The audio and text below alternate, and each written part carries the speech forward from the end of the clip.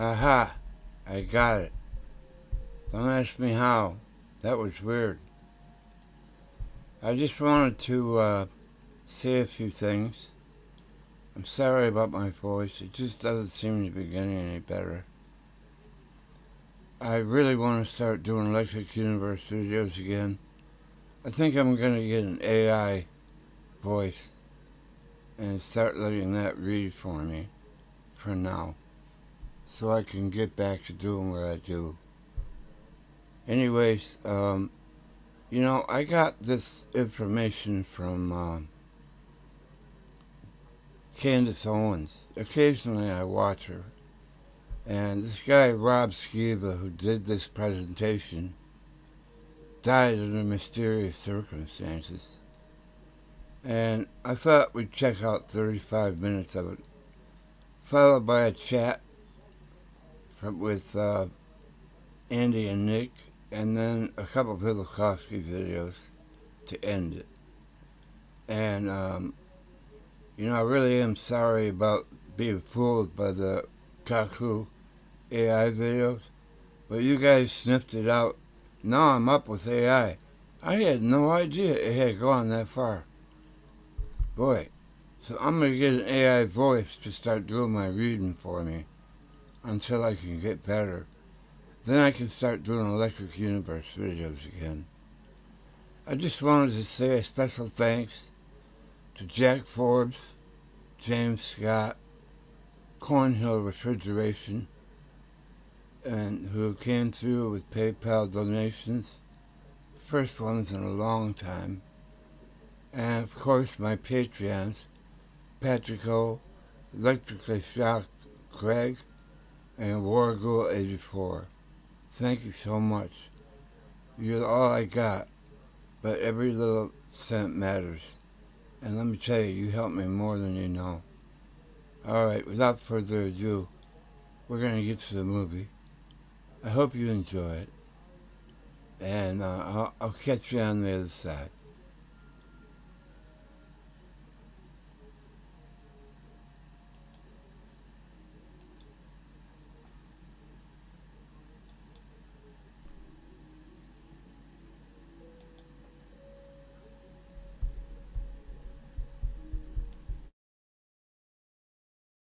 Tonight is the culmination of about 25 years worth of research that has been kind of scattered over the 25 years, but really focused in the last year and a half.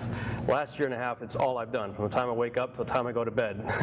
Is study the stuff that I'm going to be presenting here this evening. I imagine that there's going to be essentially three responses. I have three different types of people in this audience. There's going to be one group here that's going to say, well, isn't that interesting? And you're going to walk away, and that's going to be about it. You're going to just think, wow, that's pretty cool, whatever. And you're going to walk away. There's another group here that's going to suggest that I buy stock in tinfoil and get into the hat-making business. And then there's a third group here that's going to be like I was growing up. You're going to hear the things that I have to say, and it's going to cause you to question. And you're going to go and search and see if these things be true. You're going to dive into the scriptures to see if what I believe God has shown me is in fact true. You're going to examine history. You're going to watch the evening news and look at current events. And you're going to remember some of the things that I've said, and you're going to search these things out to see whether or not they are true.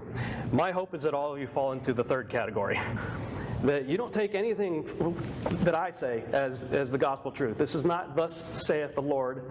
This is thus thinketh Rob, okay, based on my research. And so I hope that you fall into that third category and will search these things out for yourself.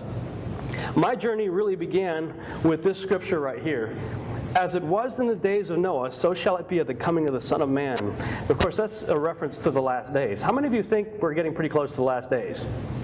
I really do believe we're at the final seconds of this game, that we are definitely in the last days. Well, Jesus said that the last days are going to be like the days of Noah. And I always wonder, what differentiates the days of Noah from any other time in human history? And there's only one thing. You know, Jesus gives the list of things to expect when the disciples asked him, what's it going to be like at the end of the age?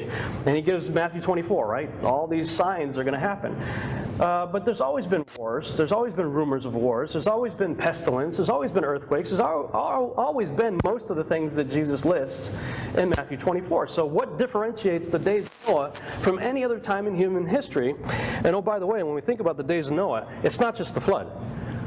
Noah lived for 950 years, 600 years before the flood, and 350 years after the flood. And a lot of weird and strange and interesting things happened. And I would actually say there's two things that differentiate the days of Noah, all 950 years worth of it, from any other time. One would be the creation of hybrids. Two would be the creation of interdimensional portals. And I'll talk about that in a second. What is an interdimensional portal? I call the first one the Genesis 6 experiment, the creation of hybrids. The Genesis 6 experiment essentially is summed up in Genesis chapter 6, verses 1 through 4. I've kind of focused right here on verse 4 where it talks about the giants, or Nephilim. That's the Hebrew word Nephilim. Were in the earth in those days, and also after that, when the sons of God came in unto the daughters of men, and they bare children to them, the same became mighty men, which were of old, men of renown.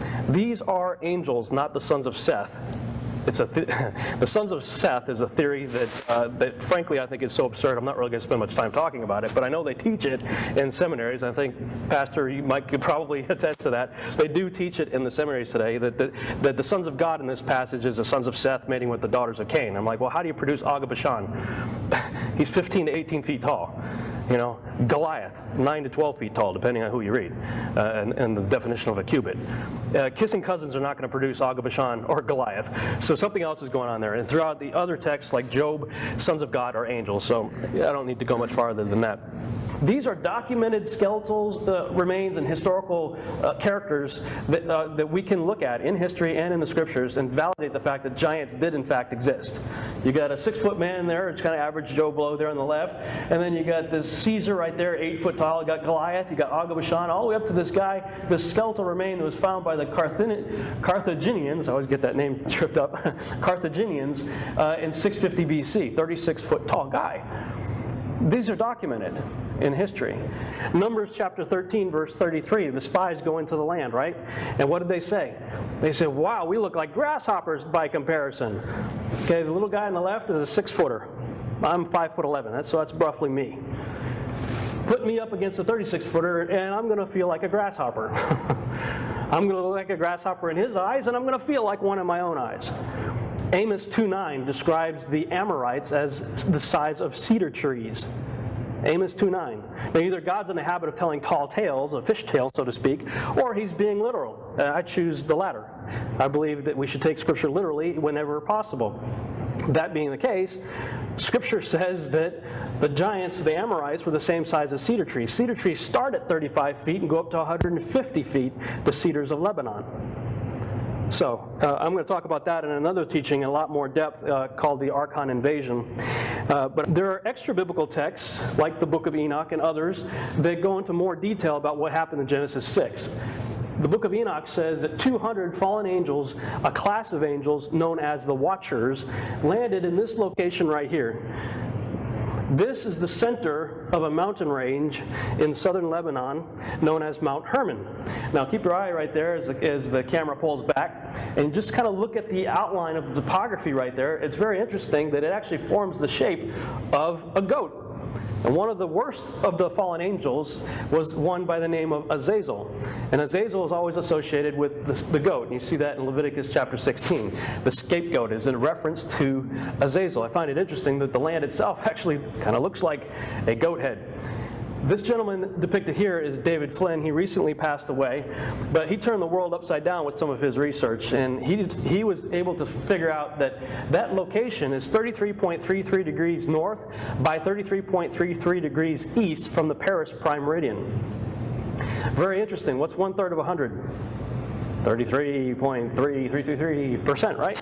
How interesting that the fallen angels that participated in what I call the Genesis 6 experiment landed on the geographical location that fits their number on the crosshairs of 33.33.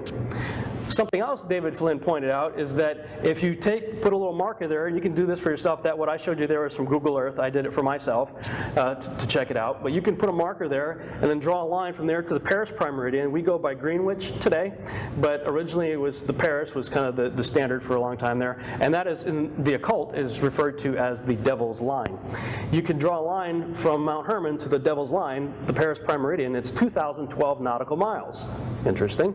You could draw a line from there to the equator, and it's 2,012 nautical miles. 2012. Very interesting. Something else of note that I discovered is the fact that contrary to what many believe regarding incursions of angels, that is, angels mating with humans, the phrase here and also after that is actually, in Genesis chapter 6, is actually in a pre-flood context. A lot of people like to associate that with the post-flood. While it's true there were giants post-flood, all of Genesis chapter 6 is in a pre-flood context. I don't have time to go into it to show you why. It's in chapter 1 of my book. You can check that out. As well as in that DVD you see right here, the Mount Hermon Roswell connection. I talk a lot about it in that DVD. As well as on my blog, if you're taking notes, BabylonRightsBlog.com/Nephilim. The bottom line is Nephilim were produced as a result of the mixture of species. Angels and humans, as well as animals and humans. The mixture of species is the Genesis 6 experiment. And then I talked about, in chapter 2 of my book, an individual that I call the man of many names. Scripture calls him Nimrod.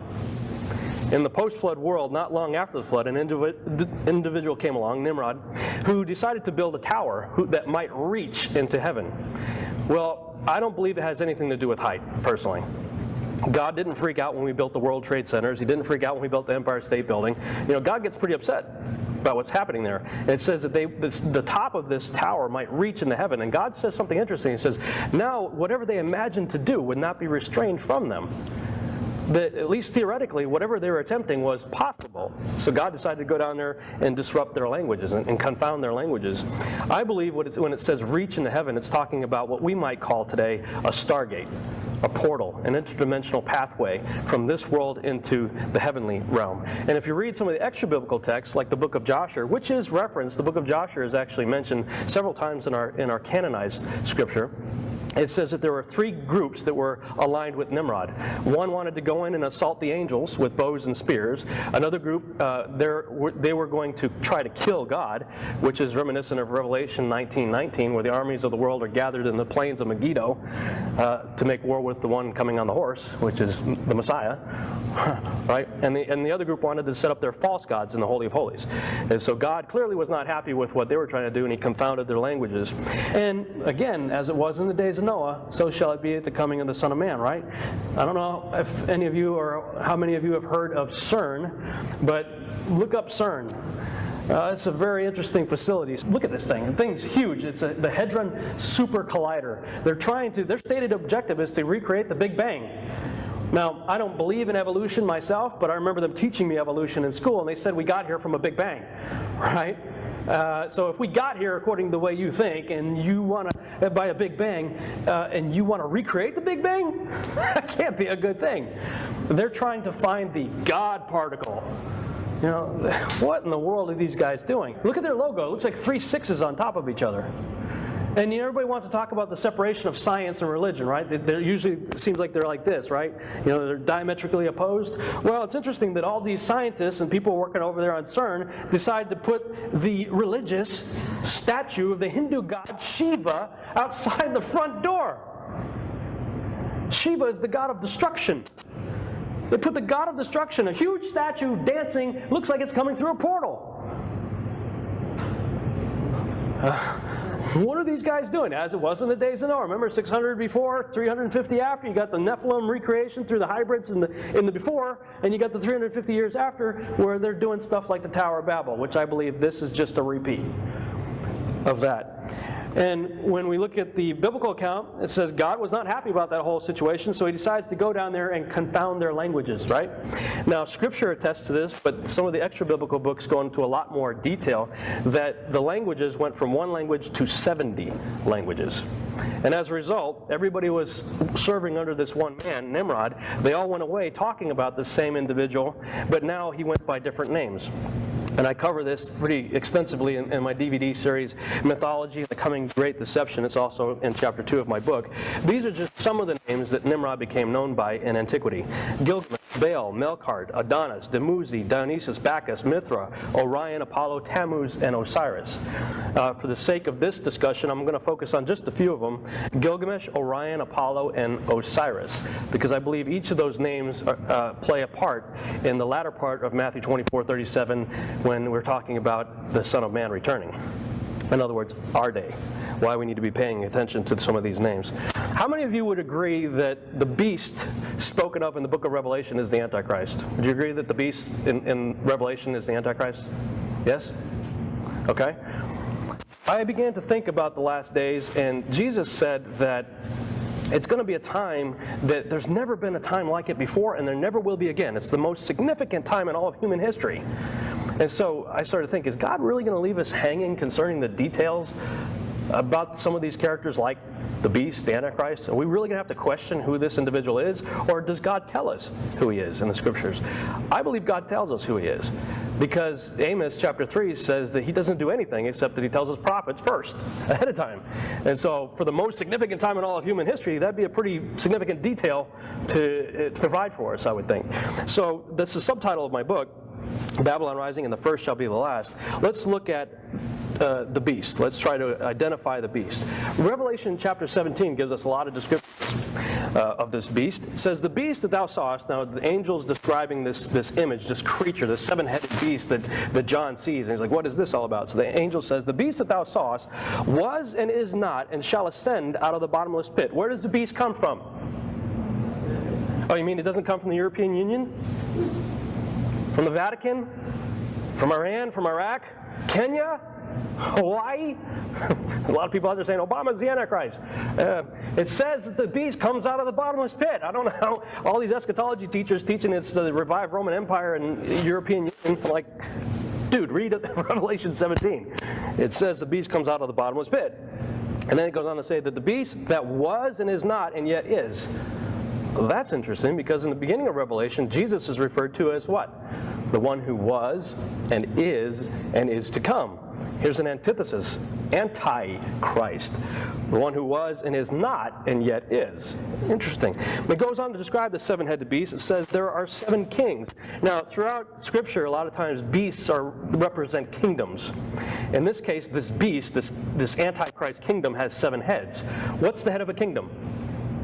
A king, right? So that's what the angel says. There are 7 kings, 5 are fallen, and 1 is, and the other is not yet come. And when he cometh, he must continue a short space.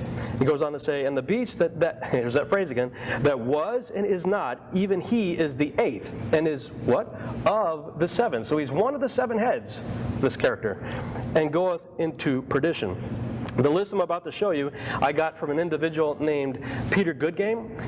He had written some pretty amazing things concerning the Antichrist in his book called The Giza Discovery. And you can read that book for free online, The Giza Discovery, at redmoonrising.com, I think is his website. And like I said, I'm a researcher.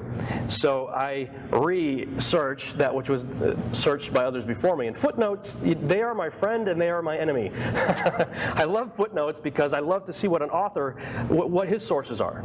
What did he search out when he wrote what he wrote? But the problem is when I see what somebody like Peter Goodgame, Tom Horn, some of these other researchers, I see their footnotes, I'm like, oh, I got to check that book out. So I go get another book. And then that book has footnotes, and I got to go read, so as a result, I typically have numerous books in various stages of completion around me at all time. But as I researched what Peter Goodgame had searched, I agreed with his list. And this is essentially the list that he came up with, looking at people who acted like antichrists, who had characteristics of the Antichrist throughout biblical history as well as our own history. The 5 who have fallen, he identified as Nimrod, who thought himself a god, tried to create a one-world system without God. His goal was to kill God. Definitely fits. Pharaoh of Egypt at the time of the Exodus, again, thought himself a god, tried to wipe out God's people. Fits. Sennacherib, same thing, Assyrian, thought himself a god, tried to wipe out God's people. The angel of the Lord comes down, wipes out, what, I think 170, 180, something like that, 1,000 of his troops, sends him home packing, and then his sons kill him. King of Tyre, you read about him in the scripture, and it starts off talking about a man, and halfway through the narrative, it changes to talking about Lucifer. So clearly this guy had some kind of connection going on with the devil. Antiochus Epiphanes is one likely candidate for the 5th one. Many of you know this was in the intertestament period between the Old Testament and New Testament. He set up a statue of Zeus in the temple and offered up a pig. Many people would say that that is an abomination of desolation, at least a prototype of it. So he certainly fits that idea of an Antichrist, but I would say that Alexander the Great is also a pretty good candidate. candidate for the fifth one based on history as well as what Daniel has to say about him. And when Daniel talks about the he-goat coming out of Greece that has a little horn between its eyes, it says that the little horn is the first king. And I'm like, well, Alexander the Great's not the first king, and who was the first? The first king in the Bible is Nimrod. So clearly he did whatever he did, apparently in the spirit of, or the same likeness as Nimrod. So he could be a good candidate for the fifth one. The one that now is, depends on when you think is. If you subscribe to an earlier writing of the book of Revelation, it would be Nero. If you subscribe to the later writing of Revelation, it would be Domitian. Both, I could go with either one, although I think Nero is a little bit worse. This guy would have candlelit dinners to the burning Christians. I mean, this guy was definitely evil. I could go either way for the one that now is. But clearly, it's most likely a Caesar at the time that John wrote the book of Revelation. And then where it says that one shall come and reign for a short period of time, I believe a really good argument could be made for Adolf Hitler, considering everything that he did. In fact, a lot of people thought he was the Antichrist at that time. So if you subscribe to this list, I think that defines the heads of the beast. So let's go a little deeper. Revelation chapter 13 gives us some more details about this beast.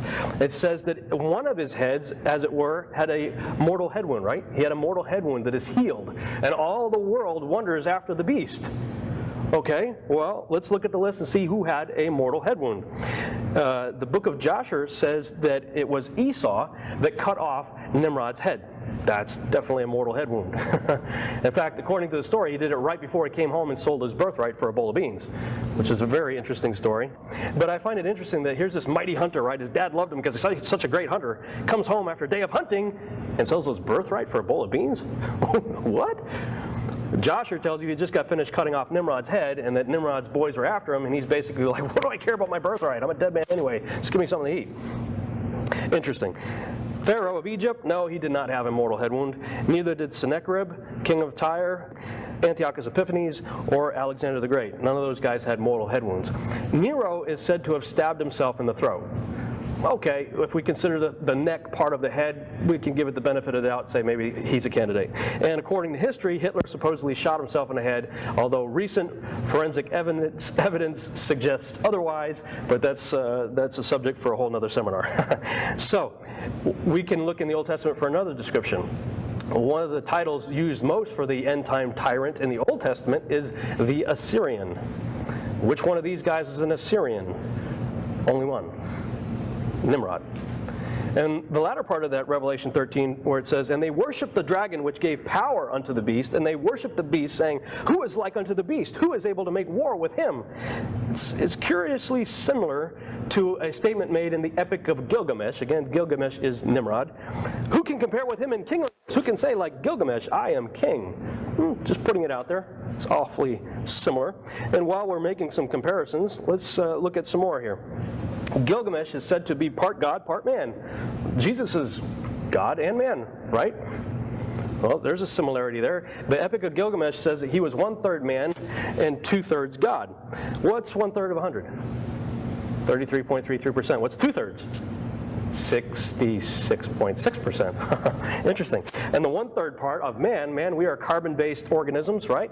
The carbon molecule has 6 electrons, 6 neutrons, 6 protons. So just by default, the number of man would be 666 by virtue of the carbon molecule. But this guy's got 6s all over him. Interesting. He is the only other god of antiquity besides our God who is known as the King of Kings and the Lord of Lords. He's referred to that way in the hymn to Osiris in the Book of the Dead in the Egyptian mythology, referred to as King of Kings, Lord of Lords.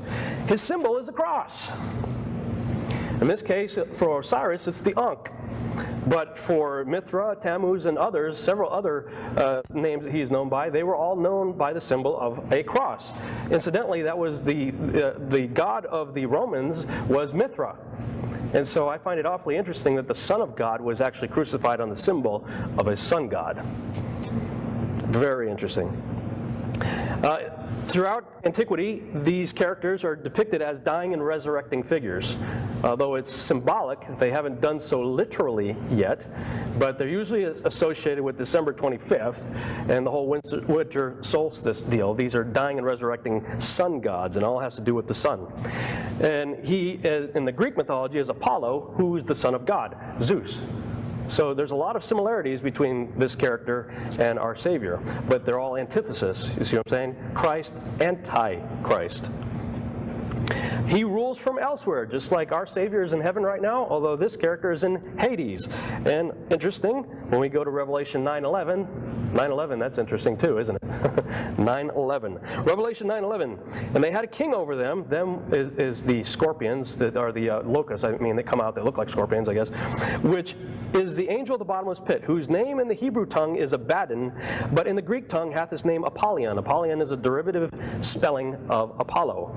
Apollo is Nimrod. So this just confirms Revelation 17, or Revelation 17 in this case confirms Revelation 9:11, that he comes out of the bottomless pit. It is Nimrod who is the Antichrist.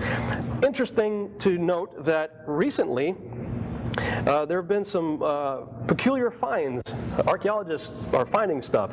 In 1999, Dr. Zahi Hawass, one of the most world-renowned Egyptologists, was poking around the Giza Plateau, and between the center pyramid and the Sphinx with the little stars right there, he found what's depicted on the left and right. This very bizarre series of chambers that goes down over 100 feet under the earth. And they went down there and they had to pump it out of water first. And it talks about the beast coming out of water. They pumped this thing out of water, and when they went down and looked at it, there's an artist's rendition on the right there. They found a square moat of water surrounding a square island that had 4 pillars, one in each corner, that had ancient writing on it that I suspect are instructions for something. In the center was another moat of water surrounding a 10-foot sarcophagus that actually had a body in it, but everybody has determined that body was not Osiris. Many people think a body was put in it with the intention of resurrection. So that they had some kind of frame of mind that if I go down there, I might resurrect. It didn't work, apparently, but they all say that the body that was found in there is not Osiris. Interesting, though, that they said underneath that is what, this is their words, not mine, they described what is called the shaft of the bottomless pit underneath this thing. Very interesting. 2003, the body of Gilgamesh was found in the desert of Iraq. And I heard a recent interview with Tom Horn and Steve Quayle talking on Omega Man Radio. I'm just going to play a snippet of their radio show. This is what they had to say about this find. Imagine the startling proposition that the Nephilim, the giants, the mighty men of old, the gods and children of the Watchers, could somehow rise up, could somehow be reconstituted inside of a body. And of course, I've discussed with you before my theory that one of the greatest legends in history could be a record of that having actually happened. And I'm referring to Nimrod, who some scholars also identify as Gilgamesh of Sumerian fame, Apollo of Greek fame, Osiris of Egyptian fame. And this Gilgamesh was a giant who a lot of people didn't even believe was anything more than myth until his grave marker was found a few years back. And then, according to some people, the military swooped in and took possession and control of that dig. Hey, Tom, I want to interject something. I talked to a special operations general who validated that, and his words were he was in a state of remarkable preservation, okay? He said they have Gilgamesh's remains. So if they have Gilgamesh and he is Nimrod, they got it. And the whole point was to extract the DNA. And I've also been told that the whole point, and this is germane to what we're talking about, of the Human Genome Project is to locate specific genetic markers for the disembodied spirits to reanimate their host body that's brought back. Interesting that the U.S. military started its military occupation phase of Iraq 1 month later. We all know we went into Iraq under false pretenses, right? They told us weapons of mass destruction, right? They said that we didn't find weapons of mass destruction, but I have a feeling we found the weapon of mass destruction, and we set up shop there immediately after that and established 500 military bases in the largest embassy of any other embassy on the entire planet in Babylon. Interesting. What's our nation up to? We say one nation under God. I started to question this under God business. Say, which God? Because some people say, well, we serve the God of the Bible. I'm like, which God of the Bible? Are we talking about the God of Abraham, Isaac, and Jacob, or all the other gods that God says don't have any of those before me? I think we need to start questioning when we start hearing, especially politicians, using our lingo, Christianese. George H.W. Bush was asked if he was a Christian. And he said, well, if by that mean have I been born again, then yes, I am a Christian. We all heard our Christianese, didn't we? Say, oh, George Bush is a Christian. The problem is that they have a perverted sexual ritual that they do in the Skull and Bone Society, of which his father and son were both a part of, where they do all this perverted sexual activity in a casket. They get out of the casket, and they are said to be born again, anew, into the Bonesman Fellowship of the Skull and Bone Society. So he's using semantics. Yeah, I've been born again. Woohoo! Okay, is this Nicodemus born again stuff, or is it Skull and Bones? I think it's time to start asking questions. So my wife and I went to Washington, D.C. with the glasses on, so to speak, eyes to see, taking the red pill, whatever you want to say. I've been to D.C. many times in my life and have seen some of the things I'm about to show you, but didn't see what I was seeing, and even though I was looking right at it. With eyes to see, Washington, D.C. takes on a whole new life. This right here, this is the roof of the train station. So we walked out of the train station, I looked up, and the whole roof of the train station is lined with pagan gods. And I read this first little plaque right there. I'm not going to read the whole thing, but it talks about lightning and electricity and how that's been beneficial to mankind. And at the bottom of that, it says, "Thou hast put all things under his feet." Well, that sounds like Scripture, doesn't it? Who does that refer to in Scripture? Jesus. The problem is that's Zeus standing right next to that plaque. Zeus.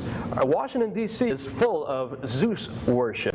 And what's interesting is it goes all the way back to our founding, really. Right after George Washington died, this is a government-commissioned statue that was created, okay? A government-commissioned statue was made of George Washington. And what did they do? They depicted him as a god, sitting on the throne. Which god? Zeus. This is a rendition right here of one of the 7 wonders of the ancient world, the statue of Zeus and the temple of Zeus. And just to prove that that is in fact Zeus that he is being portrayed as, you see just kind of on the left side of him, on the side of his throne, you can see kind of something there. That is Hercules. And on the other side, it's Apollo, 2 sons of Zeus. So that is George depicted as Zeus. The Washington Monument is a representation of the phallus of Osiris. Obelisks are phallic symbols. Okay, and this is the largest in the world, though I hear that they're building, I forget where, somebody just told me about it recently, a larger one. The Washington Monument, up to this time, is the largest phallus symbol in the world. The phallus symbol of Osiris is 6,666 inches tall, which is like 555.5 feet tall, although there's 111 feet going under, they say, to stabilize it. So it'd be 666 feet total, and 666 inches wide at the base on all 4 sides. 666. So, when we start thinking about our country, we say one nation under God, right?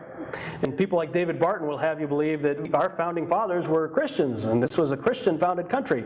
Well, I'm sorry to disappoint you, but I'm going to show you a few things that would beg to differ with that idea.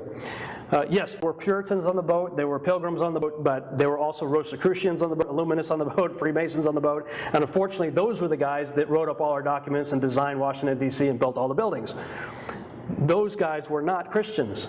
They were deists at best, but they were not Christians.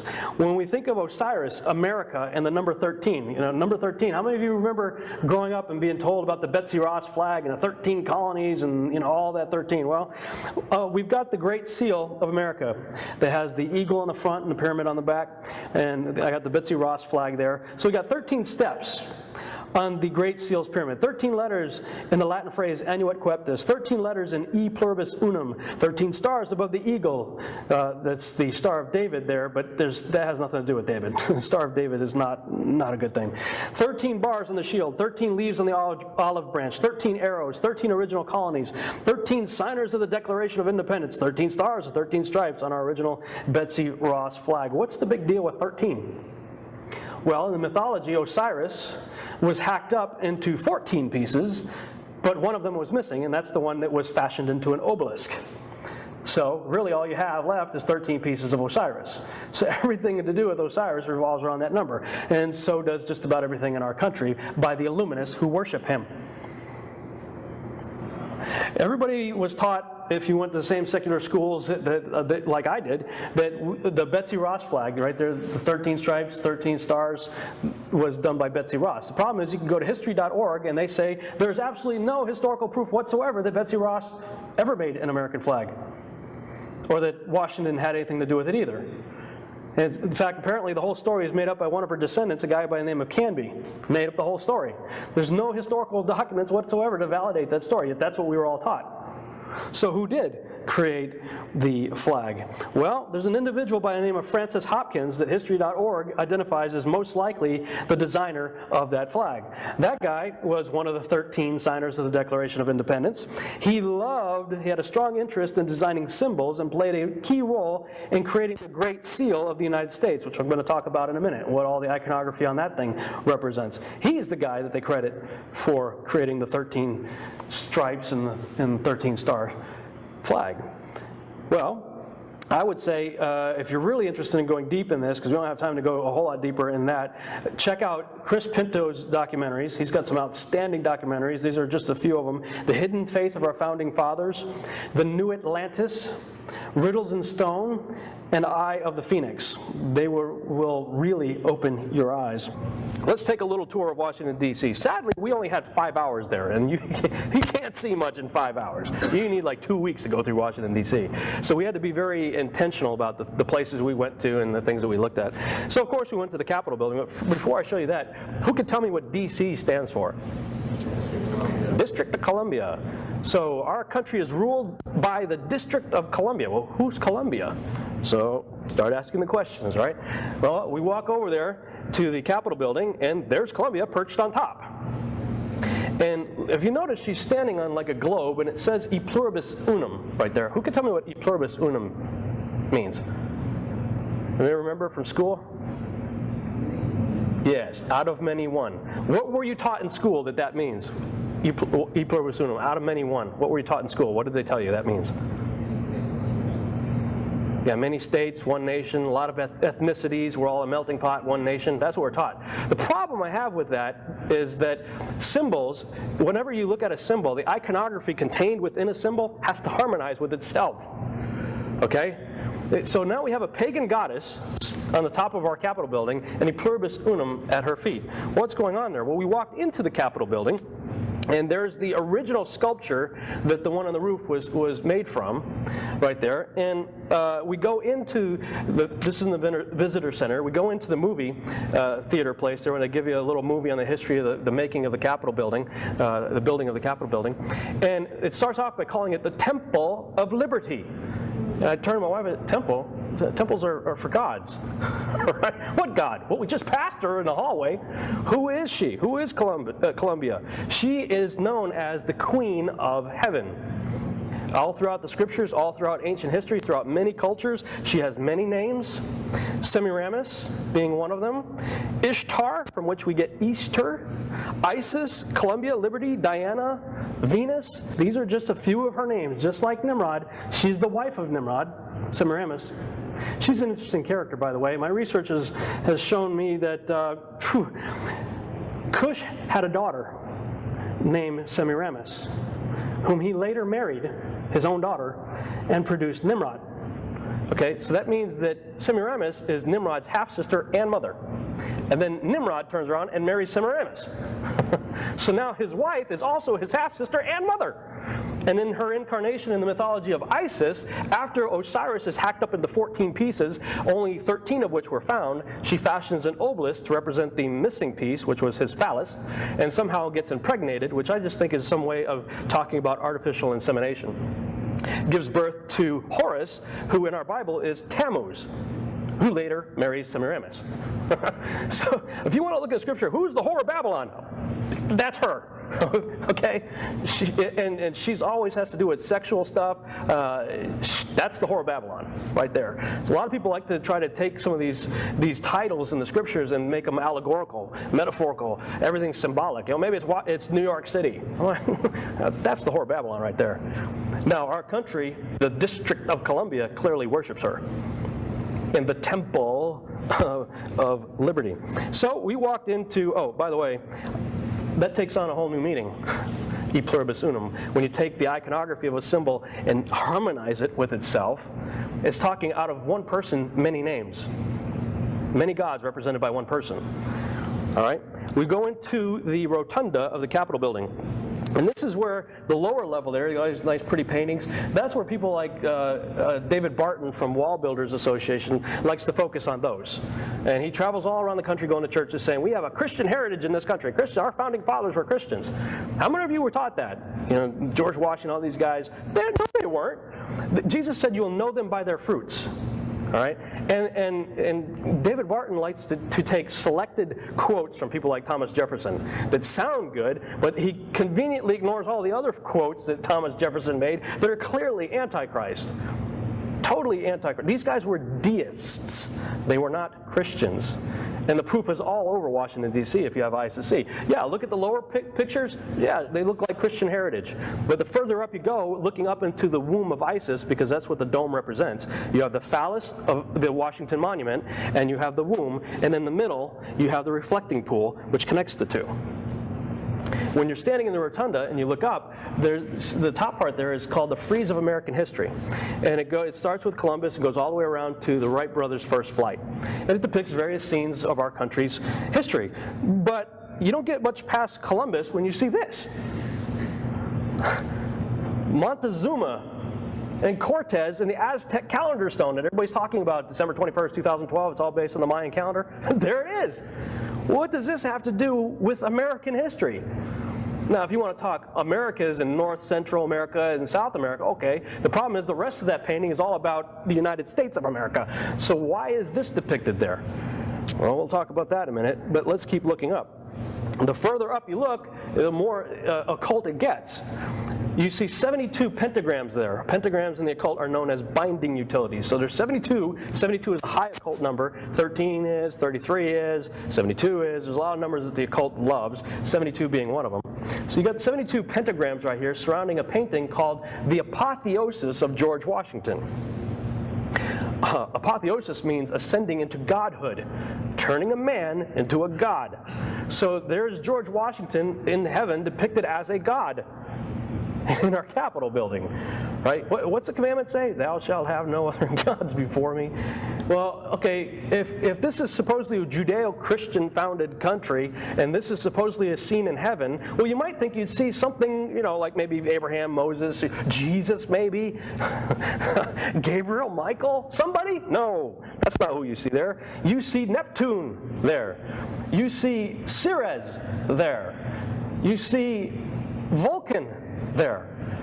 You see Minerva counseling our founding fathers. You see Columbia/freedom. And this is the best one. Mercury, the messenger of the gods, and our founding fathers at his feet taking notes. In our Christian founded country. Wow. I asked the tour guide, I said, when was this painting done? And she said it was finished in 1865. I thought, well, that date sounds familiar. I said, isn't that the year that Abraham Lincoln died? And she said, yeah, as a matter of fact, he was the first president to undergo the lying in state ceremony that every other president who has ever died in our country has since gone through. And what is that? Well, they bring their casket in under the womb of Isis and the apotheosis of George Washington, and they leave it there for a little while. That's nothing more than an Egyptian mystery school practice of ascending into apotheosis. And shortly after that, pictures and paintings and sculptures of Abraham Lincoln, similar to George Washington, was depicted, the apotheosis of Abraham Lincoln in our Christian-founded country. So I started asking questions, and that Aztec calendar stone thing really started to bug me because this was last year. You know, we're getting ready to go into 2012, which we're now in, and everybody, the History Channel, all these TV shows are talking about December 21st, 2012, and I started asking, what's going on? Why?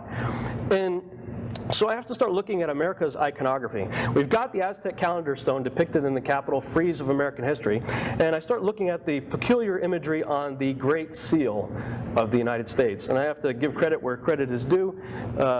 Dr. Thomas Horn in his book Apollyon Rising 2012 really opened my eyes to some of this stuff, some of this research regarding what's going on with that iconography there. It's on the back of your dollar bill. You got this pyramid. It has 72 stones arranged in 13 steps. At the base of the pyramid, it says 1776 in Roman numerals. And he points out that there is a unit of time that the Aztecs and the Mayans went by called a Katun. which is a 19.7-year period of time.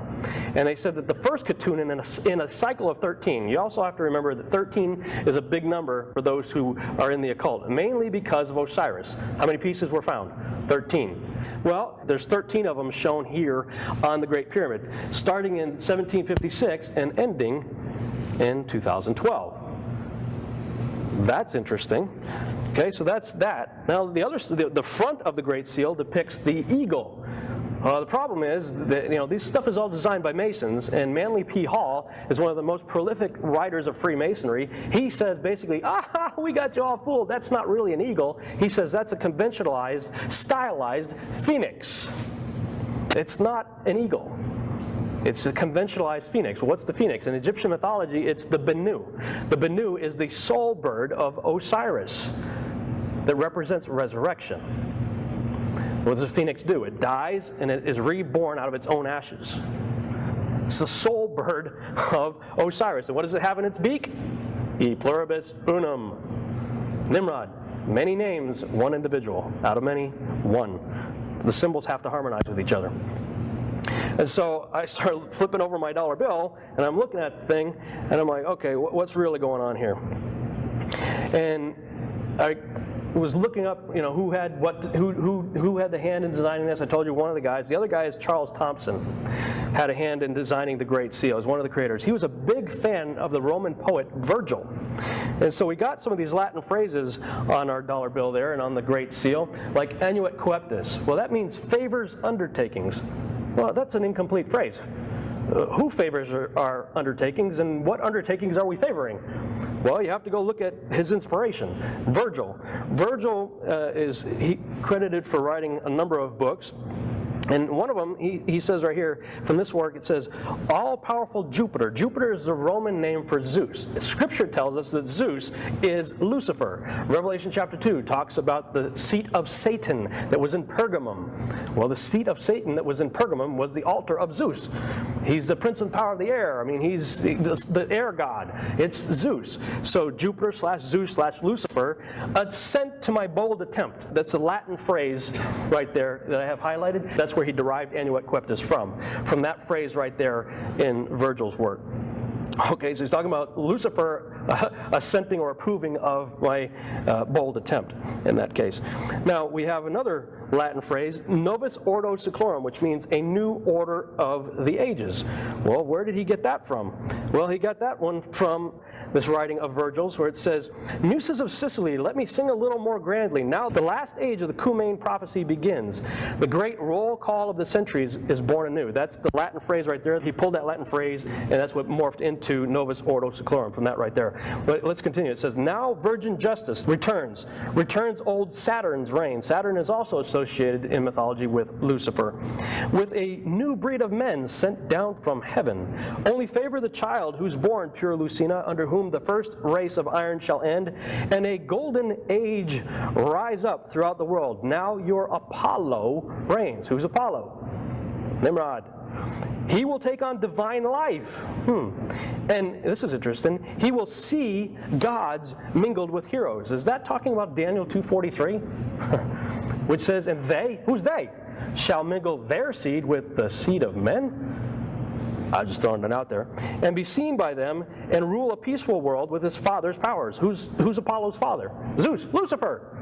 This is where the iconography on our Great Seal, and this is where it's coming from. I don't like carrying the dollar bill in my pocket anymore, to be honest with you, because I believe it is a talisman.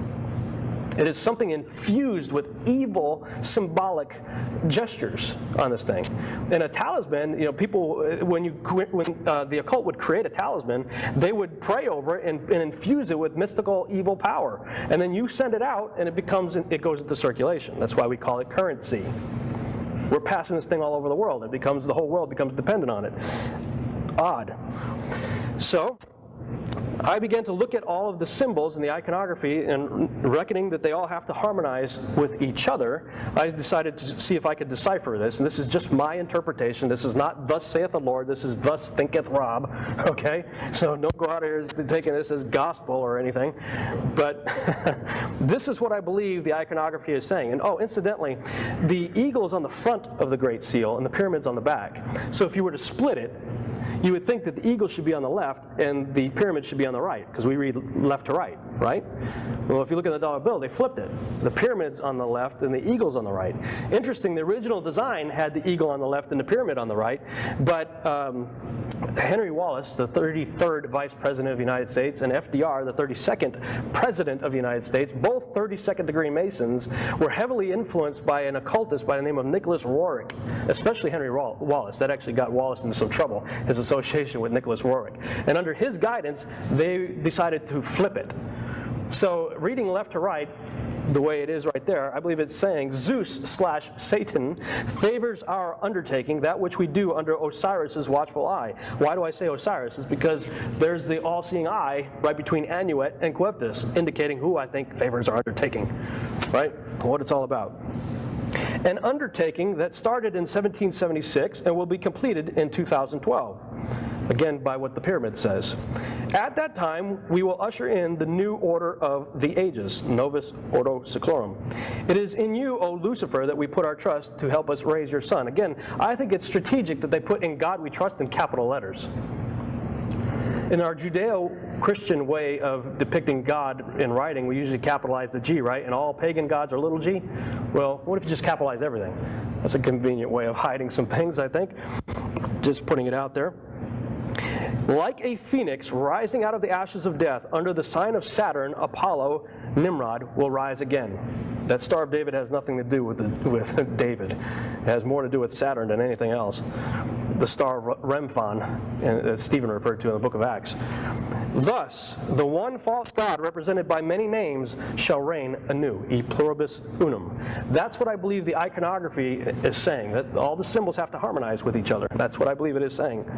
So, let's see if this theory is true. Interesting that Jesus gives us some warnings concerning the Antichrist in Matthew 24. He says, if any man shall say unto you, lo, here is Christ, or there, believe it not. For there shall arise false Christs and false prophets, and shall shew great signs and wonders, insomuch that, if it were possible, they shall deceive the very elect. Some people like to tell me, well, Rob, it's not going to be possible. See, it's as if it's possible. I'm like, yeah. Why does Jesus, Peter, Paul, there's several places in the New Testament where you read things like, be not deceived. Let no man deceive you. Clearly, they're trying to warn you that it is possible for you to be deceived. Otherwise, it wouldn't tell you, like, hey, don't be deceived, right? So, yeah, I believe it is possible that the elect can and will and probably already are, in many ways, deceived. Then he says, behold, I have told you before. I like the way some of the other English translations say. It basically says, I'm telling you this in advance.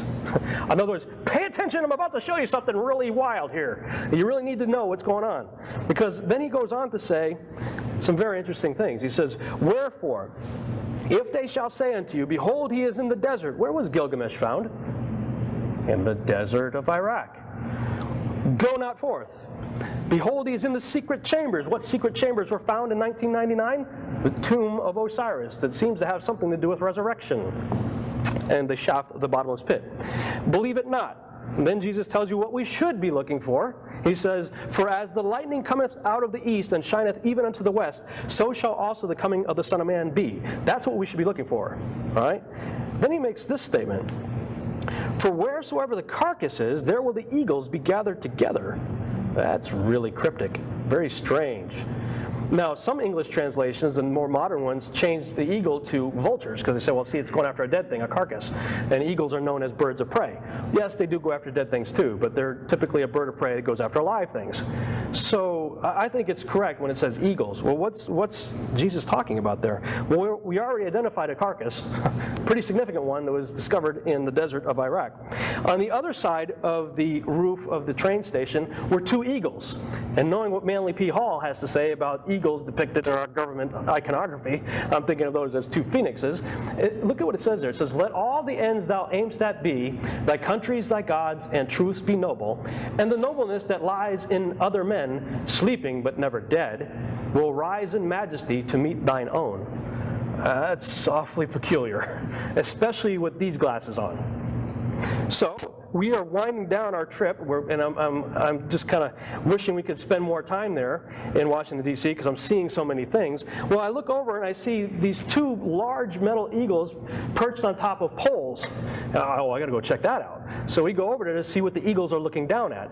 They're looking down at a very large bearded god, statue of a bearded god, coming up out of the sands of the National Harbor.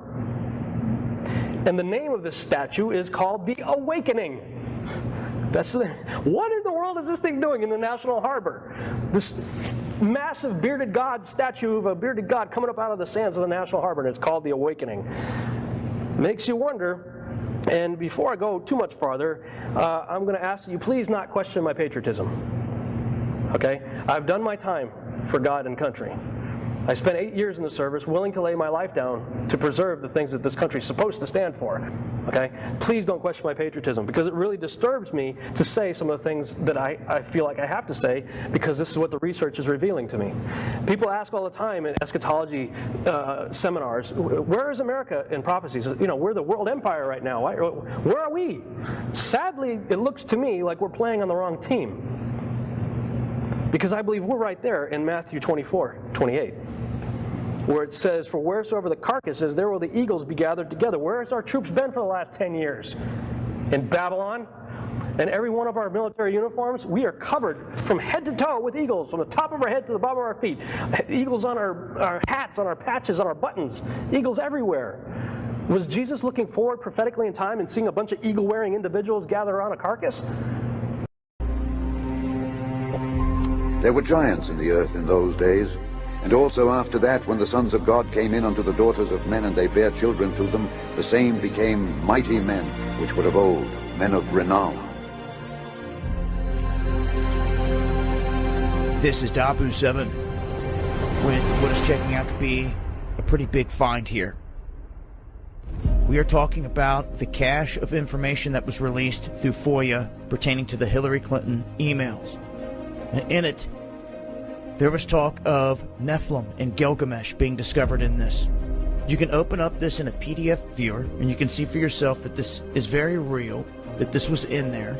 F2019-02110, it is there, requesting the documents pertaining to the resurrection chamber of Gilgamesh.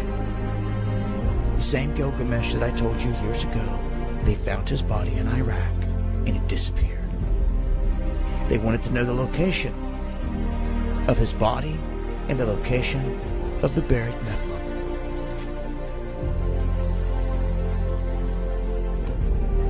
Now you can see here it says this is from Denitra Senegar. That's who it's from. This is to Hillary Clinton. Important for context. And then it says, well, you can read it there. Can you see what it says? I mean, requesting documents pertaining to the resurrection chamber of Gilgamesh, the location of his body, and the location of the buried Nephilim. We had the opportunity in 2003 to test one of the oldest stories, if not the oldest story, of human civilization, and it's the Epic of Gilgamesh.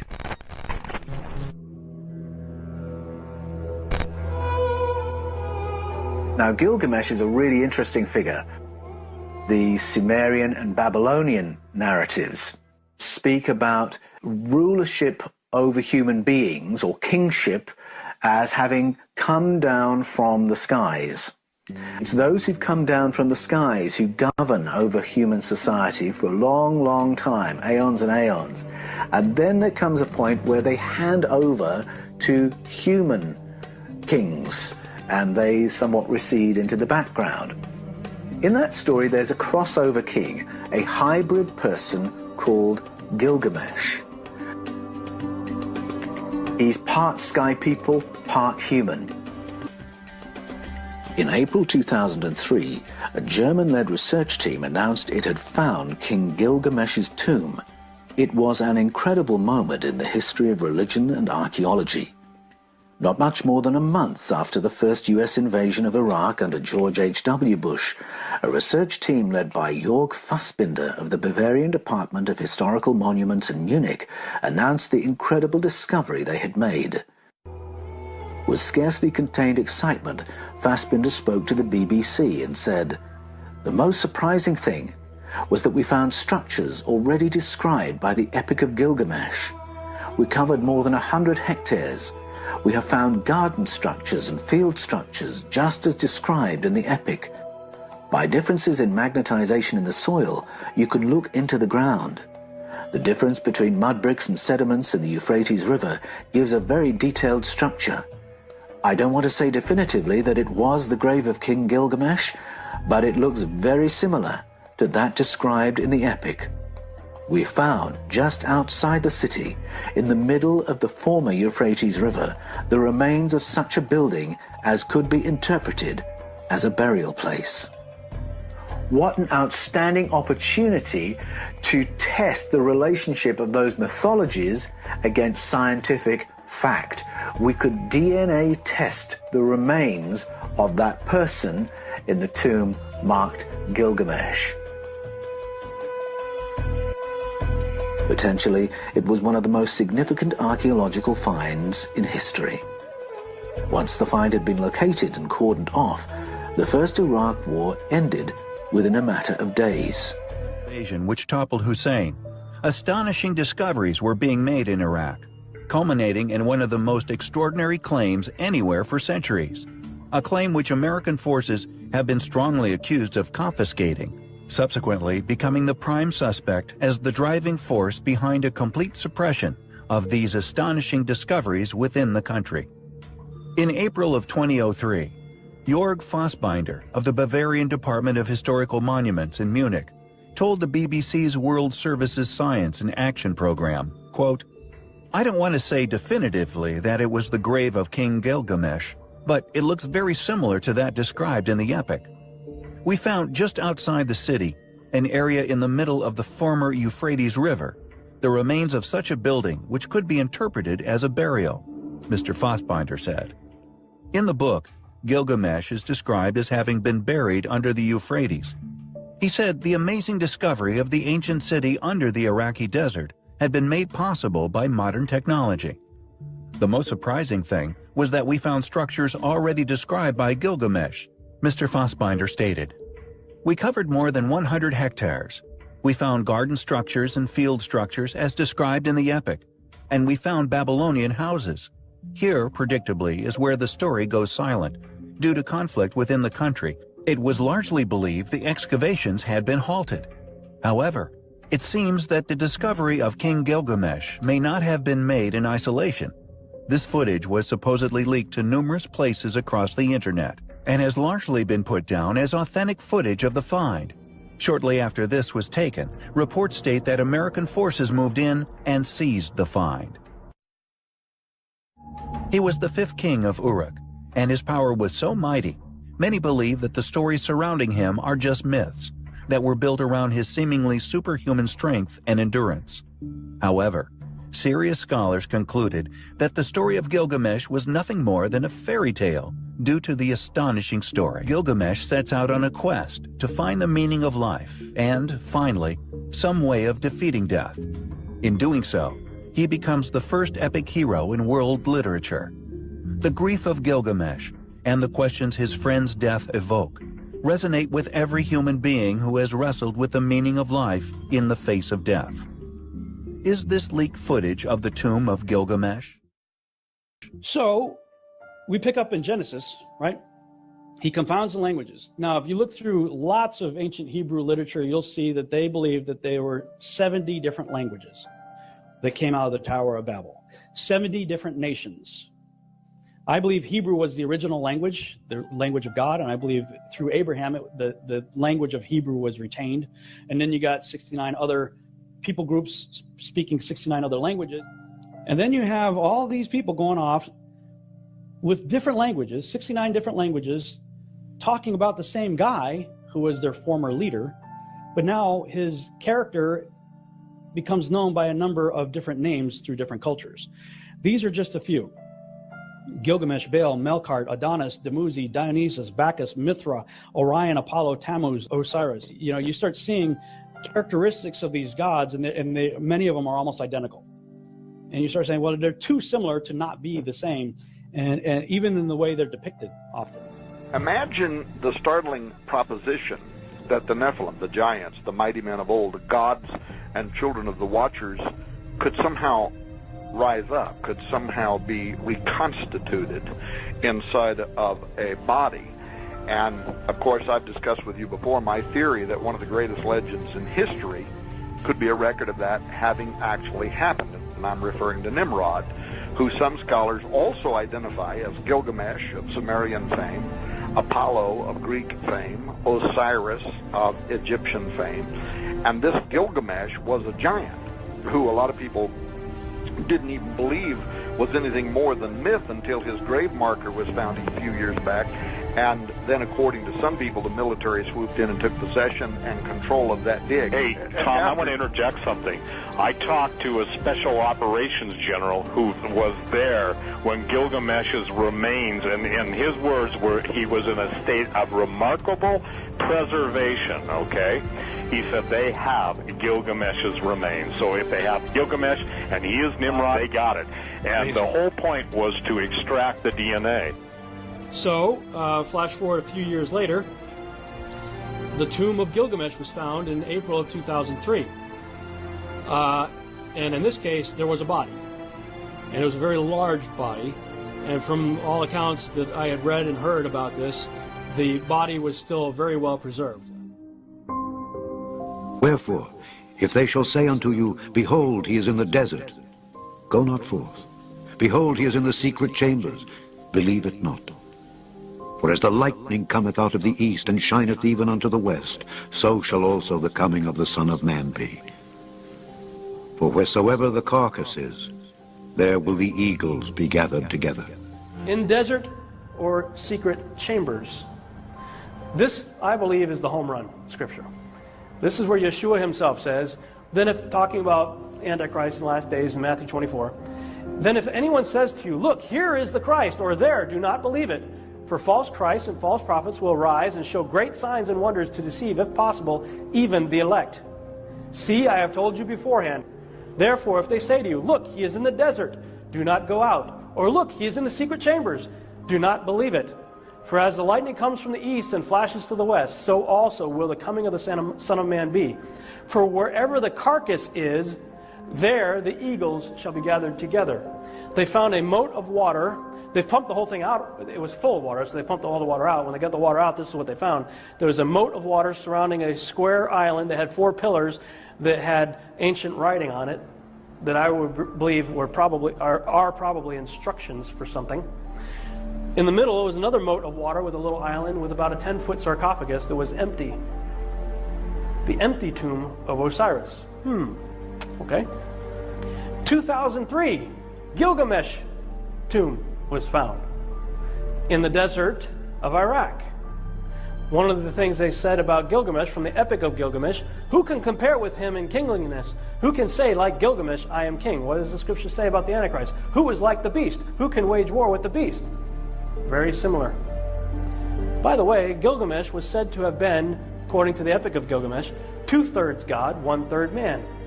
Percentage-wise, 2/3 is what? 66.6%. Just throwing it out there. All right. Our troops went to war. Gilgamesh's tomb was found in April of 2003. We went to war in May. A month later. Kicked out all the archaeologists. First thing our troops did, you can look this up for yourself, first thing our troops did was raid the Museum of Baghdad. You may remember the news reports. We raided the Museum of Baghdad, first thing we did. And then June, about a month later, U.S. authorities announced, oh, yeah, this is great, right? Create the problem, create the solution. Aren't we wonderful? U.S. authorities announced that the world-famous treasures of Nimrud, which is another Nimrod, derivative of Nimrod, were recovered from a secret vault in Iraq's central bank. The artifacts included necklaces, plates, gold earrings, finger and toe rings, bowls, and flasks. Officials said that of the 170,000 items initially believed missing, just 3,000 remain unaccounted for. Yeah, do you think the 3,000 unaccounted for items that we stole from the Museum of Baghdad were toe rings and nose rings? I don't think so. I think we took some pretty significant artifacts. And of those 47 were main exhibit artifacts. Okay, first thing we did, raid the Museum of Baghdad a month after we found Gilgamesh. What did Yeshua say? What do you say? If they say he's in the desert, don't go there. Gilgamesh found in the desert. They say he's in the secret chambers. Don't believe them. Still, the earth-shattering archaeological find is waiting in the structure's third and lowermost chamber. They say he's in the secret chambers. Don't believe them.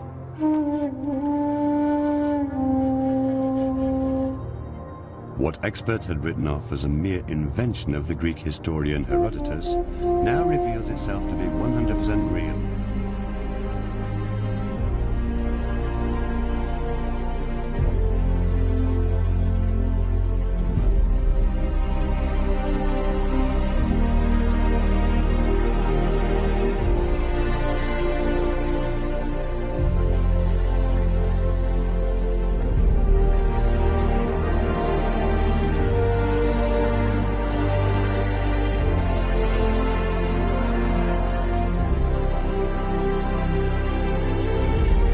There were giants in the earth in those days, and also after that, when the sons of God came in unto the daughters of men, and they bare children to them, the same became mighty men, which were of old, men of renown.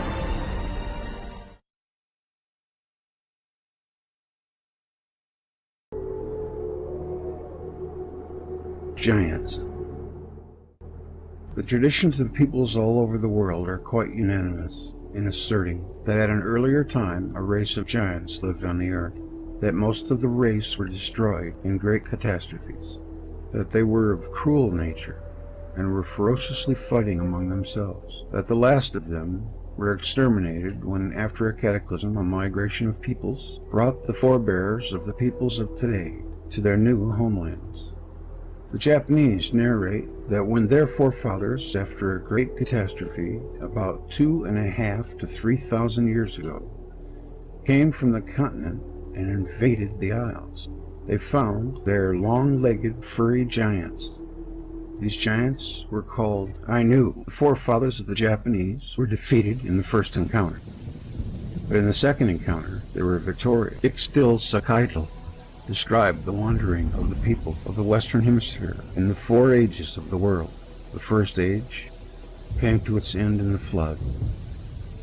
In the second age, called the Son of the Earthquake, there lived the generation of the giants, which was destroyed in the cataclysm that terminated this age. The third period was the Son of the Wind, called so because at the end of this period terrible hurricanes annihilated everything.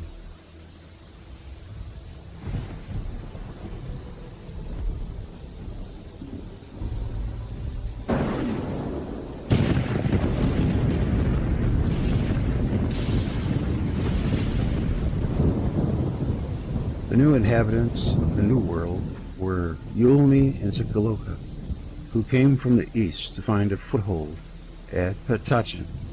Here they met a number of giants, the last survivors of the second catastrophe. The fourth age was called the Fire Sun because of the great fire that put an end to this epoch. At that time, the Toltecs arrived in the land of the Anahuac, put to flight by the catastrophe. They wandered for 104 years before they settled in their new home. Also, F.L. Gamara, in his Conquista de Mexico, in the chapter about Cinco Sols Q's son Idades, Sonidades, wrote, "The second sun perished when the sky fell upon the earth. The collapse killed all people and every living thing, and they say the giants lived in those days, and that to them belong the bones that our Spaniards have found while digging mines and tombs. From their measure and proportion, it seems that those men were 20 hands tall, a very great stature, but quite certain." The Hebrew scriptures, as preserved in the Old Testament and in the Talmud and Midrashim, narrate that among the races of the world in the previous age were races of giants, men of great size, tremendous strength and ferocity, who were destroying other races, but also were turning upon each other and destroying themselves. The book of Genesis 6:4 narrates that in the antediluvial time there were giants and the earth in those days.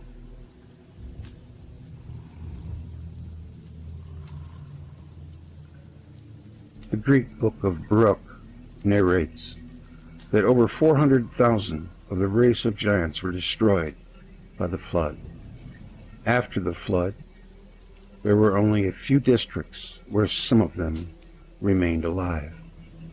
When after a number of centuries, another catastrophe ruined the world, and the Israelites left Egypt and sent a few men to explore Palestine, those reported that the people of the land were generally of tall stature, and that besides there we saw giants, the sons of Anak, which came of the giants.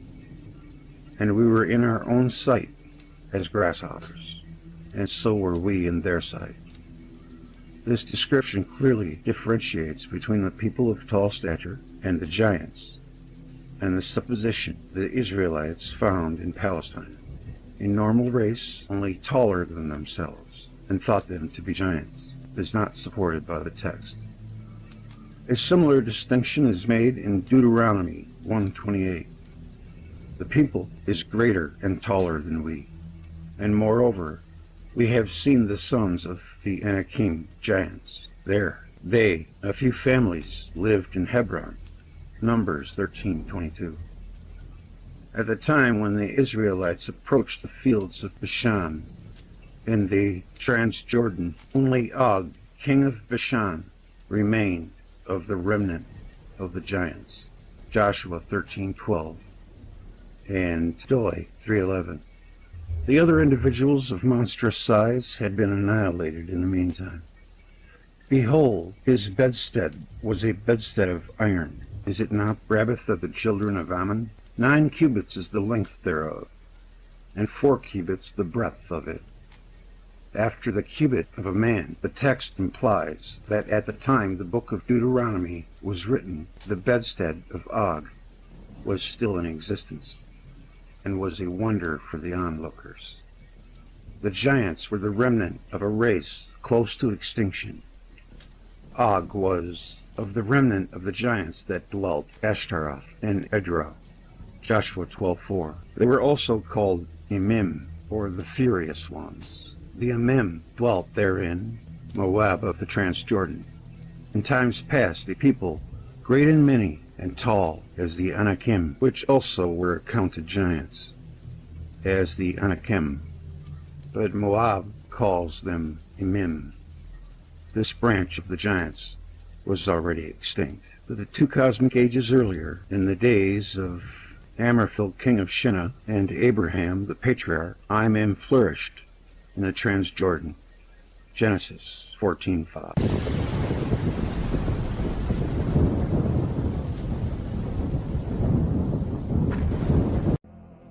Nephilim. The present state of the moon and of Mars and other celestial bodies does not imply that in the past they were equally desolate. Concerning Mars and the moon, we have the testimony of our ancestors, supported by modern observation, that these bodies were engaged in near collisions only a few thousand years ago. It is not excluded that under conditions prevailing on their surfaces prior to these events, life could have developed there, or elsewhere in the solar system to an advanced stage. Working in the early 1940s on Worlds in Collision, which in its original form covered also the cataclysmic events preceding the Exodus, I wondered at a certain description that sounded like a visit from space. The 6th chapter of the book of Genesis starts this way: "And it came to pass, when men began to multiply on the face of the earth, and daughters were born unto them, that the sons of God saw the daughters of men, that they were fair, and they took them wives of all which they chose." The story told in Genesis 6 about the sons of God, B'nai Elam, coming to the daughters of men is usually explained as referring to an advanced priesthood that mingled with backward tribesmen. When Columbus discovered America, the natives, according to the diary of his first voyage, regarded him and his crew as having arrived from the sky. A similar occurrence could have taken place in pre-diluvial times, when some invaders from a remote part of the world came and were regarded as sons of God. But if we are today on the eve of interplanetary travel, we must not declare as absolutely impossible the thought that this Earth was visited ages ago by some people from another planet. Or was this Earth alone populated by intelligent beings? In my understanding, this passage from the book of Genesis is a literary relic dealing with a visit of intelligent beings from another planet. It appears that the extraterrestrial visitors made their landing as if in advance knowledge of the impending catastrophe of the deluge. It could be that Jupiter and Saturn were approaching each other, even closer on their orbits, and that a disruption of one of them was expected.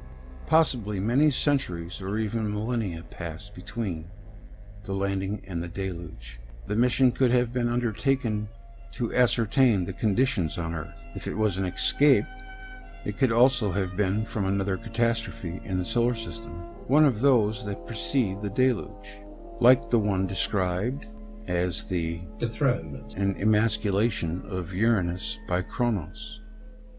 If the ancient legends of a battle between the gods and Titans, so persistent in the Greek world, but also in the mythologies of other civilizations, have any historical value, we may try to find what may have been the substratum of this fantasy.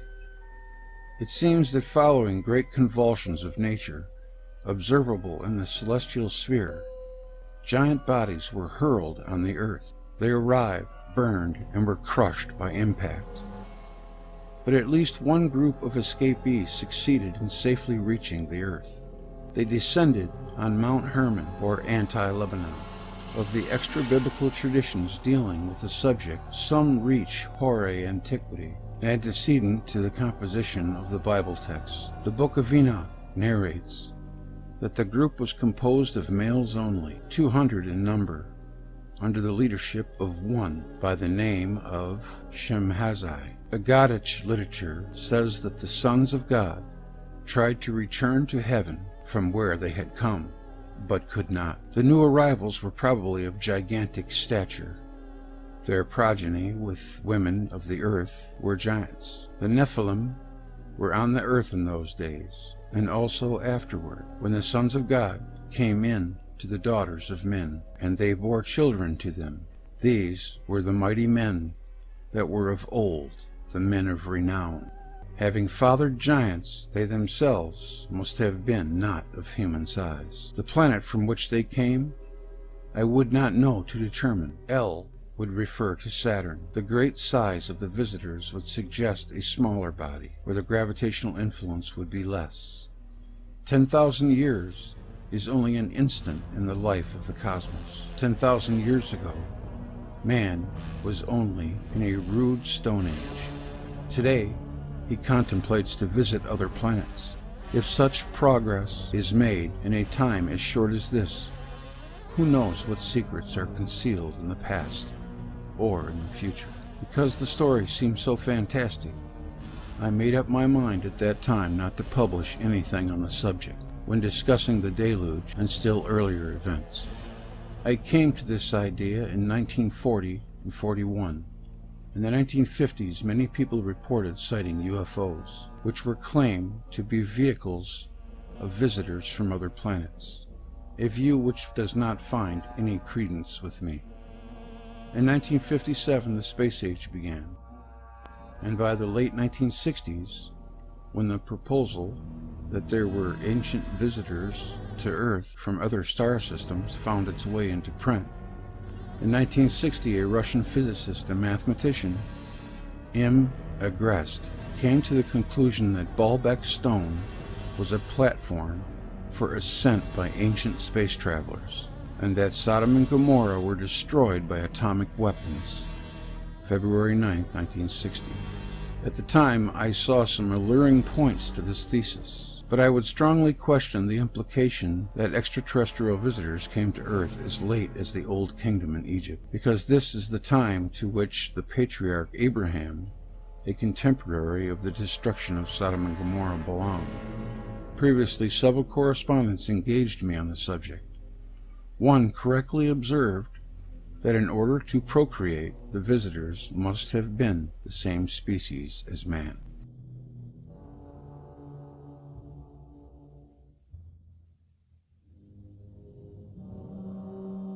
The Nephilim would more correctly be rendered as sons of gods, and may possibly be taken in the sense of sons of planets, or those who came from the planets.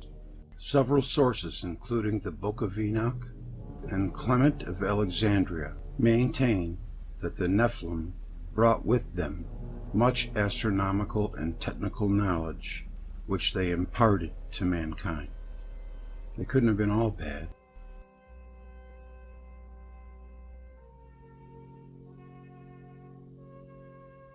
Around a sun-like star is going to be really rare because they have no way of getting water. They have to be in an environment where they can get water, and that's why I'm with Velikovsky and Thunderbolts when they say that the Earth was a satellite of a brown dwarf star, simply for that matter, for the oxygen and the water that we have. And now, sure enough, they found a system. Well, here, let me play this for you. This will tell you better. Imagine a place with not one, not two, but 7 Earth-sized planets all orbiting a single star. It's not just science fiction, thanks to a new discovery by NASA's Spitzer Space Telescope. TRAPPIST-1, an ultra-cool dwarf star just under 40 light-years away, plays host to this incredible collection of planets. In 2016, astronomers using the TRAPPIST telescope at the La Silla Observatory in Chile first identified 3 Earth-sized planets here. The discovery warranted extensive follow-up by Spitzer, whose infrared detectors are particularly sensitive to the cool glow of this tiny star. Spitzer devoted over 21 days of nearly continuous observations to TRAPPIST-1, pausing only to send data back to Earth. It was looking for tiny dips in the star's brightness when the circling planets pass in front of the star or transit. From this extensive dataset, astronomers confirmed 2 of the 3 previously reported planets and found the third was really 3 different ones. Plus it discovered 2 more, for a total of 7. The transits tell us a lot about these planets, including their size, orbital period, distance from the star, and for some of them, their approximate mass and density. NASA's Hubble Space Telescope followed up by studying the transits to look for the chemical hydrogen gas in the exoplanet atmospheres. While its search continues, none has been found yet, adding support to the idea these are all rocky terrestrial worlds. That makes this a planetary system that is both familiar yet exotic. It is likely most, if not all, of these planets perpetually keep one face pointed toward their star, a phenomenon called tidal locking. This would create large temperature gradients across their surfaces and offer the possibility that liquid water could exist on any of them under the right conditions. Moreover, if you could stand on the surface of one of these worlds and look up at your neighboring planets in the sky, they would at times appear larger than our moon looks to us. That's because TRAPPIST-1 is only a little bigger than Jupiter, and the TRAPPIST-1 planets orbit only a little farther apart than Jupiter's moons.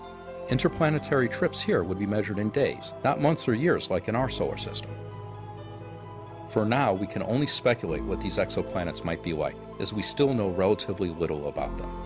Upcoming missions like the James Webb Space Telescope will study the TRAPPIST-1 system in greater detail and uncover more clues about the atmospheres and compositions of these 7 Earth-sized worlds.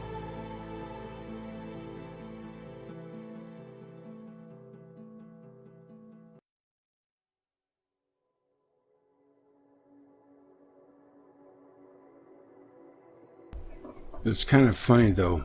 I know. Everybody funny. Now you for that too. Purple dawn theory is so vital because these planets have to get their oxygen, their atmospheres, and whatever it is they need to sustain life from this little brown dwarf star or red dwarf. It must have been very frustrating for him to paint someone a blueprint and have them still not get it. That word obstinate comes to mind.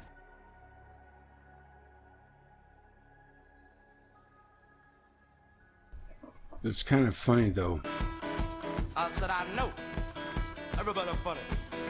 Now you funny too. I'm gonna read something to you, and you tell me if you know who wrote it.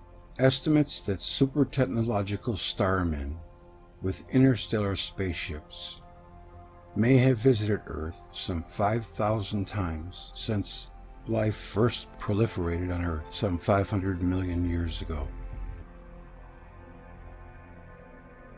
All right, time's up. The answer is Carl Sagan. How about that? I guess he can, engage and talk like that, but had Velikovsky ever done that when he was coming out with his book, they would have probably wanted to put him in a mental hospital. Carl Sagan kind of came around to seeing things Velikovsky's way, it looks like there at the end.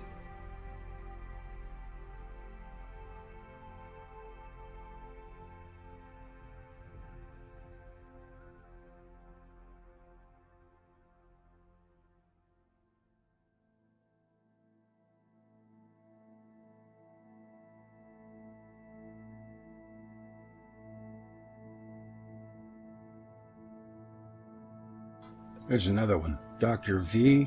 Ranghavan, head of Sanskrit at University of Madras. 50 years of researching this ancient works convinces me that there are living beings on other planets, and they have visited Earth as far back as 4000 BC. I would say further, much further. There is just a mass of fascinating information about flying machines, even fantastic science fiction weapons, that can be found in translations of the Vedas, Indian epics, and other ancient Sanskrit texts. Well, we've known that for a while.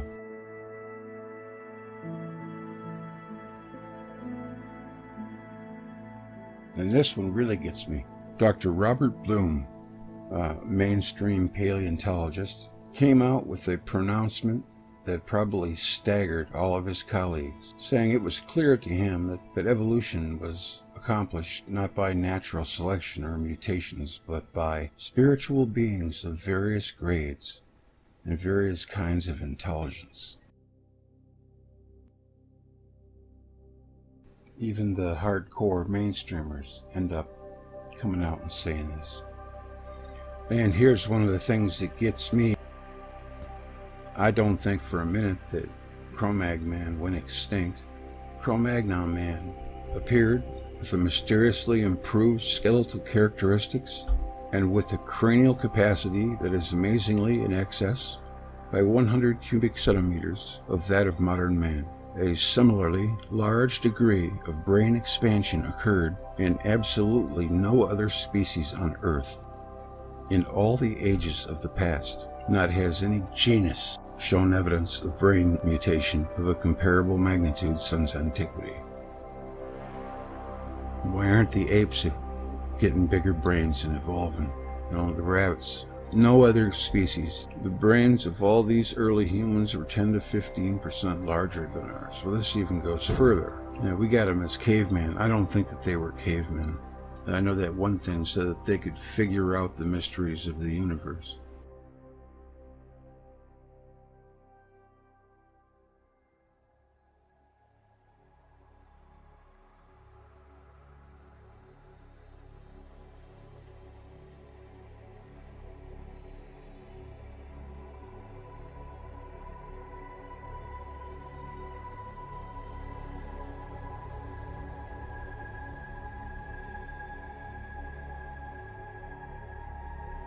Now, Hoagland says that you can get, when you look at the moon up close, you see a light at the edges, and that is the crystalline structures or glass structures that were built like domes.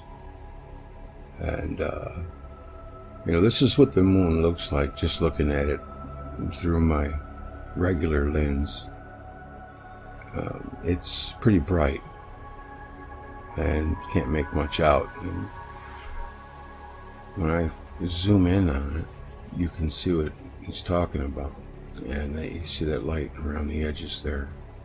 It's green, sometimes it's blue, it just depends. Now, I don't know if this is a photography effect or if it's like he says, light from the sun filtering through glass structures. Could very well be. Many times I've poo-pooed things that Hoagland has said, but more often than not, it turns out that he's not just talking out of his butt. He seems to have a grasp on this thing. I sometimes think that he sees a building in every rock pile, but yet, see, to us, as an untrained eye, it might look like a rock pile. I know that the man has to have a lot of experience, so I have to give him his props for that. He's really trying to make a difference and bring us what they're up to over there at NASA. And I think that's a good thing. I think that he's sincere in his work.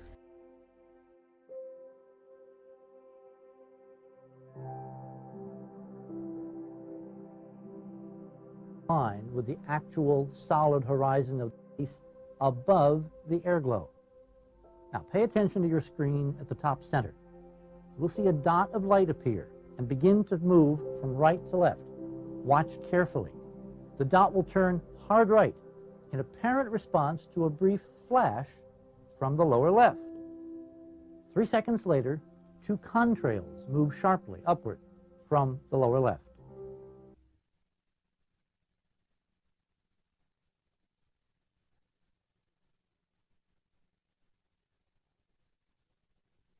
In my opinion, the NASA shuttle video you have just seen is among the most extraordinary pieces of footage in television history. A truly extraordinary leak of what has to be the world's most secret military program. This is not just wild-eyed speculation. There is a document which was uncovered in the 1980s, declassified by the Air Force from the Wright-Patterson Technical Library in Ohio, that in fact reveals in the 1950s, for approximately 10 or 20 years, this nation, all the major aerospace companies were engaged in research on electrogravitic technology. Electrogravitics is basically the control of gravity. In 1958, after a special conference arranged among all these players by the Air Force, all reference to this technology in the open literature disappeared. But underground, quietly, with secret, black-budgeted money, who knows what by now these people and these processes could have developed. That's all they are. So, you know, my problem here is if we keep explaining every human technological innovation by crashed and recovered extraterrestrial flying saucers, pretty soon we're going to have to start crashing stuff on ET's world so that they can catch back up with us. I mean, this is a philosophical, epistemological, go nowhere basis to do research. So when I look at what the Nazis are doing, particularly their more exotic stuff, what I'm looking at are the papers in unified field theory that are coming out inside of Germany with German authors, in some cases British authors, French authors, that are thinking in these terms. And then I'm also looking at engineering papers. This is very, very crucial because you can talk theory all you want, but can you do that with 1930s technology? And there's a very important figure that I keep discussing in my books. It's a fellow by the name of Gabriel Kron, K-R-O-N, a Hungarian electrical engineering genius, all right? This guy ended up working in the United States for General Electric. You know, that should tell you something right there. But in 1935, and this just blew my mind the first time I found this out. In 1935, Gabriel Kron wrote a paper that won him the Montefiore Prize at the University of Liège in Belgium. And in the paper, what he says is we electrical engineers can explain anomalous phase creep and so on in large networked rotating electrical systems by the use of tensor calculus. Now, you know, tensor calculus is what Albert Einstein is using in general relativity. So what Kron is just telling you is we can take that whole hyperdimensional mathematical language out of the realm of theory, where it only affects things on a planetary or stellar scale, bring it right down here onto the laboratory bench, and use this to explain and therefore manipulate phenomena that we electrical engineers are encountering in our electrical systems. What he's just told you is, in a certain sense, we don't need the theory to have a unified field theory. We can use this stuff right now with current technology and with current mathematical higher dimensional analysis. That's breathtaking. And, you know, incidentally, at the moment he publishes this paper and receives this prize, unified field theory publication absolutely stops inside of Nazi Germany. There's not another word about it. And, you know, this isn't because the Nazis are afraid of Jewish physics. What it means is they've seen exactly what the implications are, and they've decided to start working on it. Wow. Indeed. Well, that's going to do it for me tonight. Thanks for watching. Until next time, I'll see you on down the road.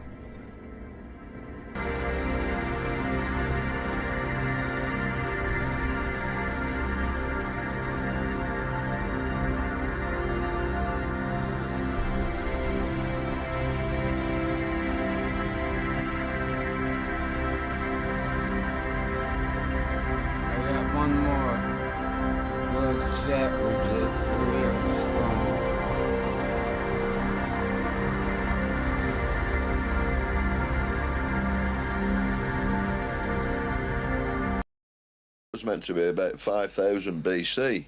Now, I mean, that is when I saw that, I thought, well, that's brilliant. But I mean, the gold wet looks great, but I don't know if the human being's proper underneath it. Yeah. It looks kind of. Yeah. Oh, it wouldn't look that shiny if it had been. Unless someone was going and polish it every now and then.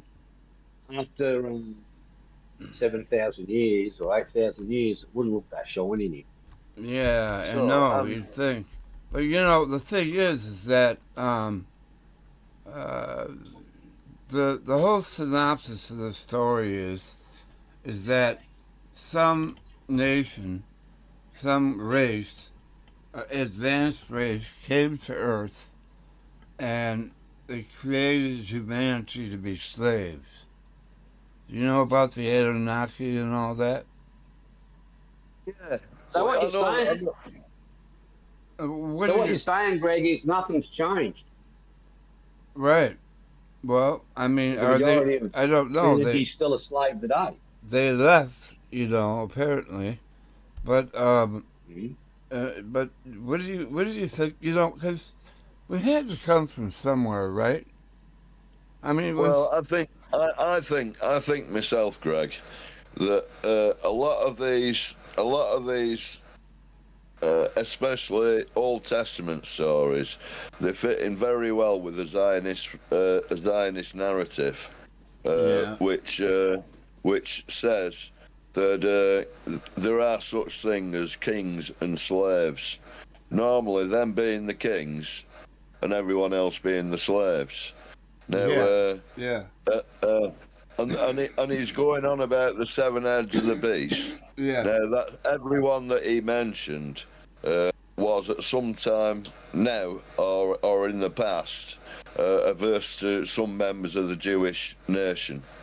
That being Nimrod, who they said they thought came from Ireland originally. Well, that's what Mark Ilzarian thinks.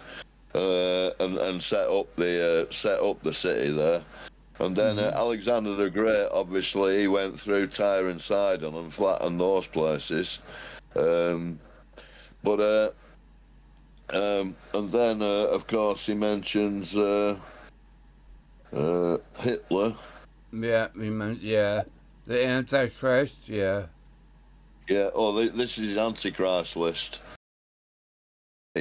Is that these civilizations basically had a money system which they followed, and just wherever they planted, they exploited until there was nothing left. A big war happened, everything's flattened, and then they pop up somewhere else.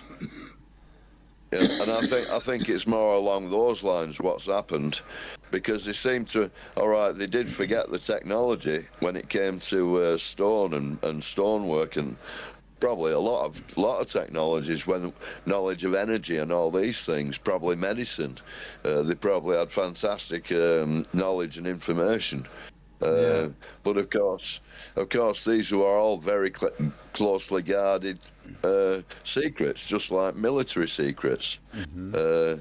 You know, so and it was all a matter of somebody holding a reservoir of power and information more than anyone else around. And I think that's what it was more a thing of. Well, you know, you get all these stories about white bearded men coming out of the sea and teaching them how to do farming and animal husbandry. I mean, that's not something that can just happen overnight. You have to really. I mean, you know, how the hell did we acquire that? You know, that's a mystery too. You know, planting seeds and growing crops. Yeah, that's right. I mean, that transition from living on a wild earth in a garden where you just go and collect the fruits that are grown, right? Until you've got to cut all the forest down and just plant one particular thing, you know, and it's a very different way of living, and you wonder if sometimes somebody won't take a few raspberries off the mountainside and plant them a bit nearer where they lived. I think that sort of thing went on more than. I think people had a massively wider range of food to eat. You know, a variety of. You know, maybe 200 different things they'd be eating during the course of a year. Whereas we're on only about 15 now, you know, most of it including cornstarch and stuff. Yeah, that's for sure. Yeah. But I think, but like you say, these technologies to do Göbekli Tepe, say, how did someone just pop up and be able to do all that stone carving with copper tools? Is what all they had apparently. It doesn't make sense. It doesn't make any damn sense. And then you got Cern, right? Now, we know they're not trying to create the Big Bang. I think they're trying to create a portal. That's what I think they're trying to do. What are your thoughts on Cern? Yeah, I'd agree with that. Yeah. Fred. Yeah. I'd agree with that. Yep. Yeah, because they got Skiba outside coming through a portal. That's what they're trying to do. And, well, they don't know where the energy's coming from when they collide these two particles together. So, you know, of course, it's coming from the ether. So they're trying to control, you know, to get a direct cable into the ether, I suppose. I don't think it's going to work myself. No, I don't think so either. Because all they're doing is finding smaller sort of particles that don't last. They only last for bloody a millionth of a second, and then reformulate back into what we used to, electrons, etc. But they spend a lot of money doing it, aren't they, Greg? You know, that's the thing. And you know, you wonder. Yeah. You wonder sometimes what they are actually doing. I haven't heard very many good arguments about where we came from. You know, I mean, we had to be created somehow by someone. I don't think we grew out of the ground. Well, I suppose all the animals must have been created in that case, if we weren't. Yeah, exactly. I mean, exactly. And I think they're all created by a vibration, an information that goes through the universe, and sometimes it's coherent and makes these forms just like vibrations in water or in water drop, you know, and it grows things with five. You know, we're like a starfish. We've got 5 bits sticking out of the main frame. Then 5 fingers on that. It's all kind of vibrational. Yeah, but wouldn't it still be going on? Well, I'm sure it is. We adapt towards the to the vibration that we perceive on Earth. You know, that's what we do. You know, we can adapt our genetics, switch our genetics on and off according to what information's coming in from the universe. So yeah, that makes sense. yeah. Well, you know, they think that whales were once land beasts that went back into the water, in and out of the water a few times. Yeah, they do. Yeah. So I mean, and I think it's a longer process than our science sort of admits. I mean, of course, if you listen to guys like this, you know, he uses the Bible as a basis for history. I suppose you've got to start somewhere, but it's you know, they thought everything started 6,500 years before. Those guys who just believe the Bible, they think everything was created from nothing or whatever just then, which is kind of a big bang idea. I mean, what we tend to think now is that the universe is pretty well eternal, and maybe so are we. But you know, but I think these narratives, you know, and warning of Antichrist and stuff like this. I mean, when it comes down to what's that guy who talks about having this, fusing this chromosome, where I think we've got an odd number of chromosomes or something like this, which is highly unusual. That's his. So that's his argument. That was Lloyd. What's his name? He died a few years ago. Lloyd Pye. Lloyd Pye, yeah. That's more convincing, really. Yeah. But I mean, but can this occur naturally? Can that actual fusing occur in any other animals? Yeah, that's you know. That's a telltale sign that was done by someone. It doesn't seem very natural. And then putting the telomeres on the second nodule so that we only live 100 years. If it wasn't for the telomeres, we could live longer. You understand? Yeah. I hate the sound of my voice. I really do. Well, I mean, I think this is more interesting and a better way to find out where we do originate from. Yeah. Because you can't. You know, all right. These mythologies, they did start off word of mouth, but then you've had other people who've been putting their convenient little political narrative into it all the time. You know, along the years, and you know, talking about jealous, horrible gods, and you know, destroying mankind, and you know, that isn't a Christian thing. That comes from somewhere else. You know, we don't believe in an evil, horrible God. We believe in life, beauty that it is. You know, it's us who's fucking it up, not God. Yeah, for sure. That's for sure. Yeah. So I mean, I always like to look at it in that perspective, but you know, there are a couple of massive mysteries that we just cannot explain. It's like, I don't know if this still stands, but they reckon there was about 13 different sort of female,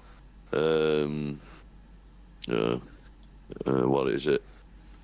Hormone structures or something. I don't know. Oh no, when you go back mother to mother, right through the that particular string, what's it called? I can't remember now. Mitochondrial DNA. It winds up all stopping.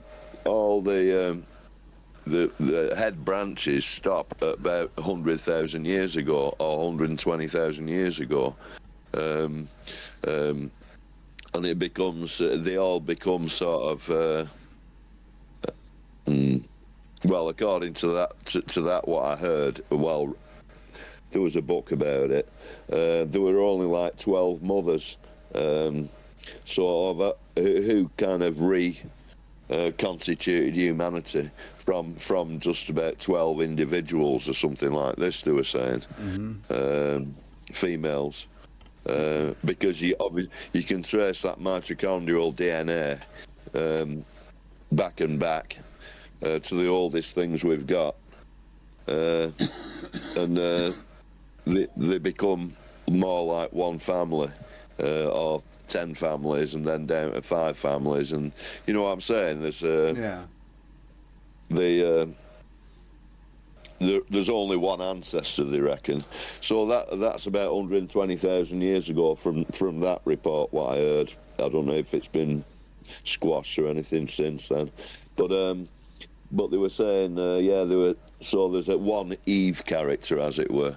Just the one Eve, that's what they were looking for.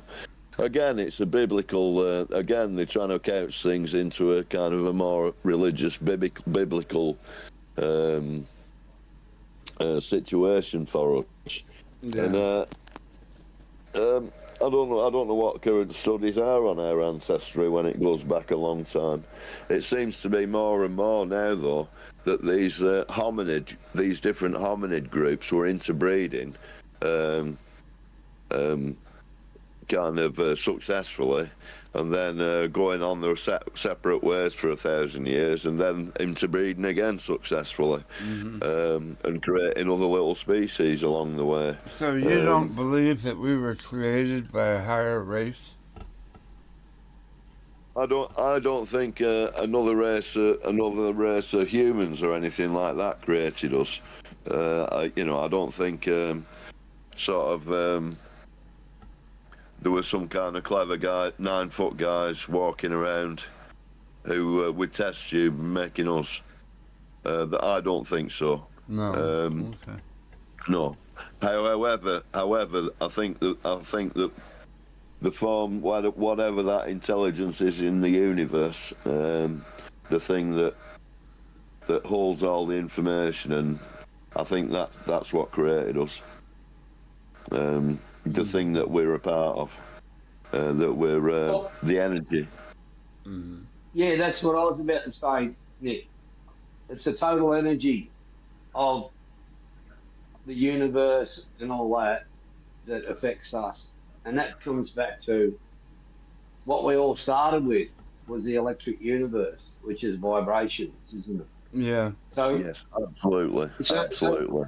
So when you go to it, and you look at a lot of these stories, it's all about controlling humans with fear. Yeah.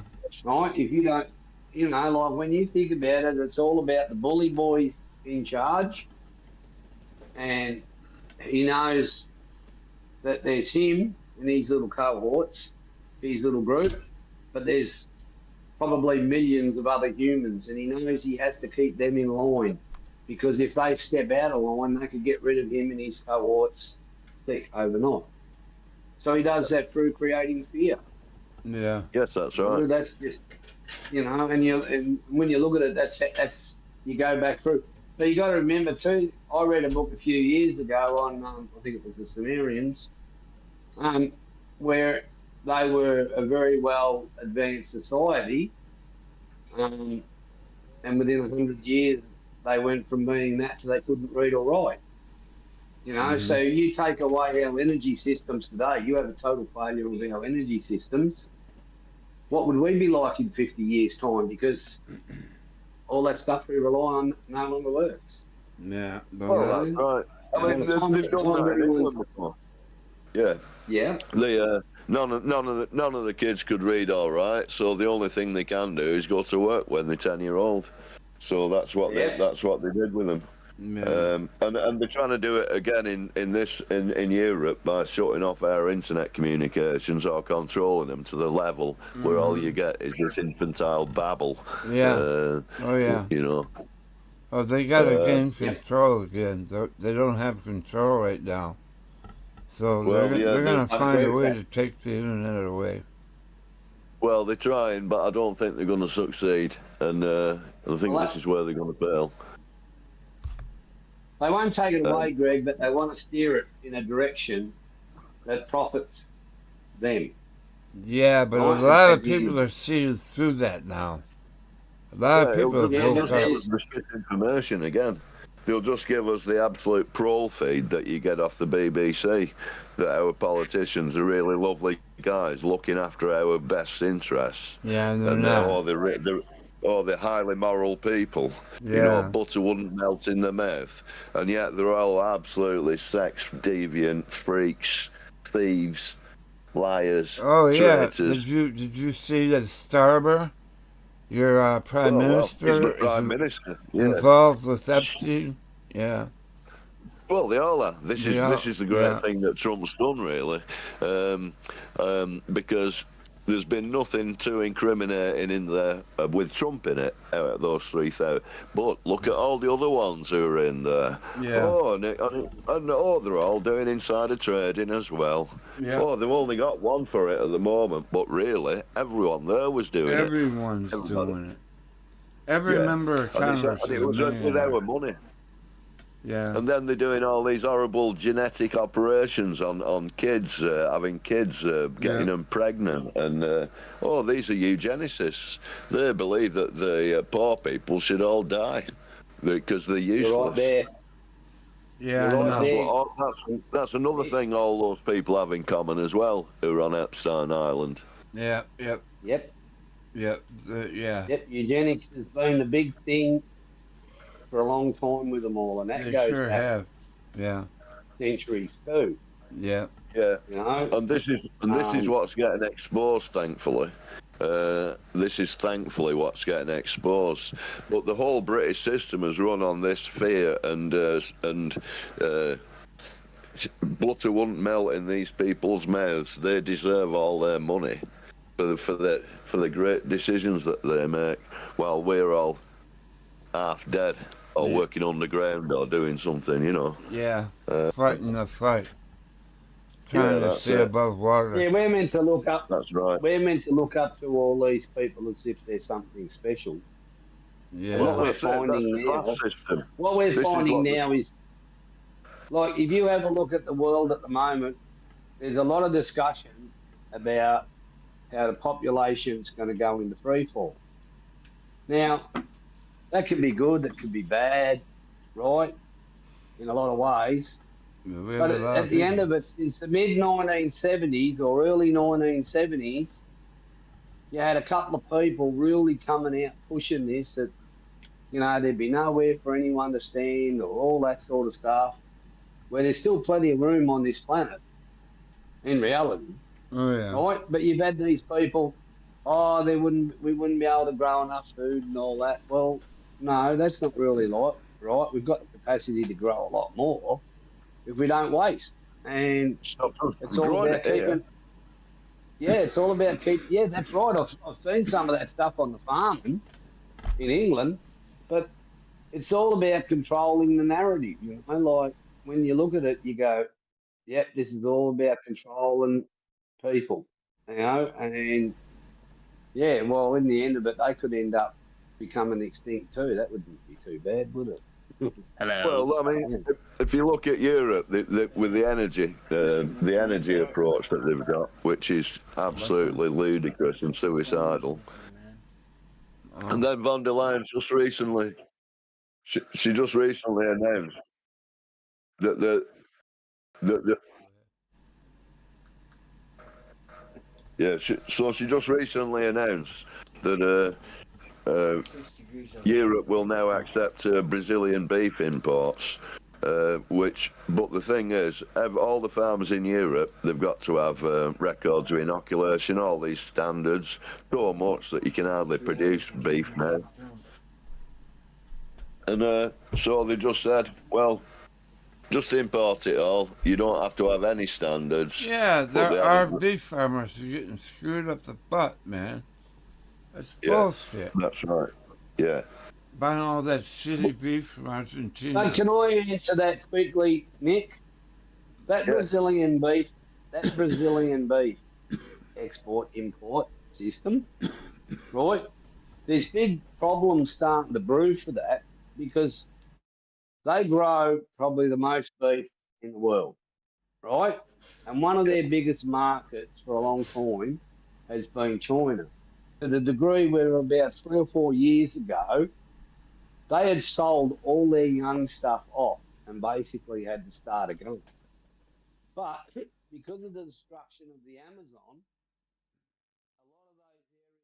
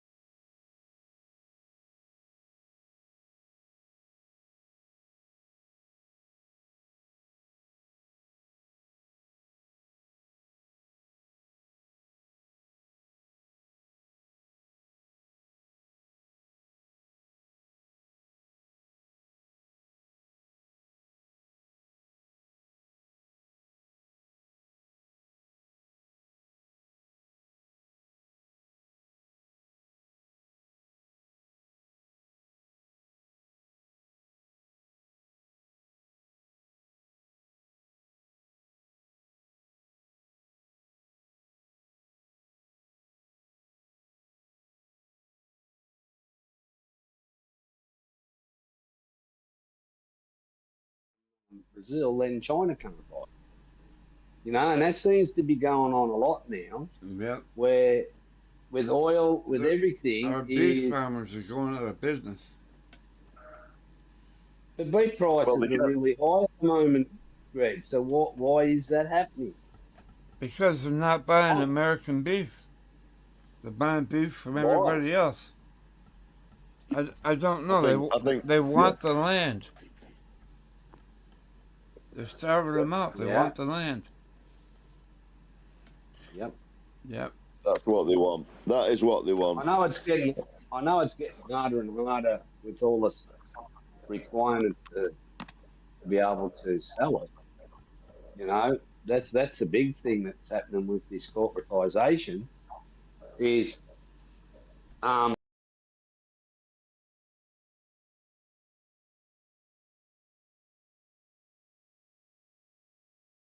Well, we get off subject a little bit.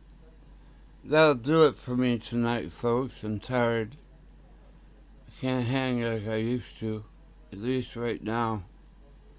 I try to get some sleep. I love every one of you. Please like, if you can. Reach over there and hit the like button for me. Subscribe if you haven't. And I'm going to get me an AI reader so I can start doing Electric Universe videos again. I just hate my voice. I don't know how long it's going to take to come back. Could take a year. So I got to figure something out. But I love each and every one of you, and God bless you for staying with me. And I'll see you next week with something new, okay? Take care of yourselves. I'll see you on down the road. Oh, I'll have the links to all the videos very soon in the description so that you can visit the entire video. Thank you.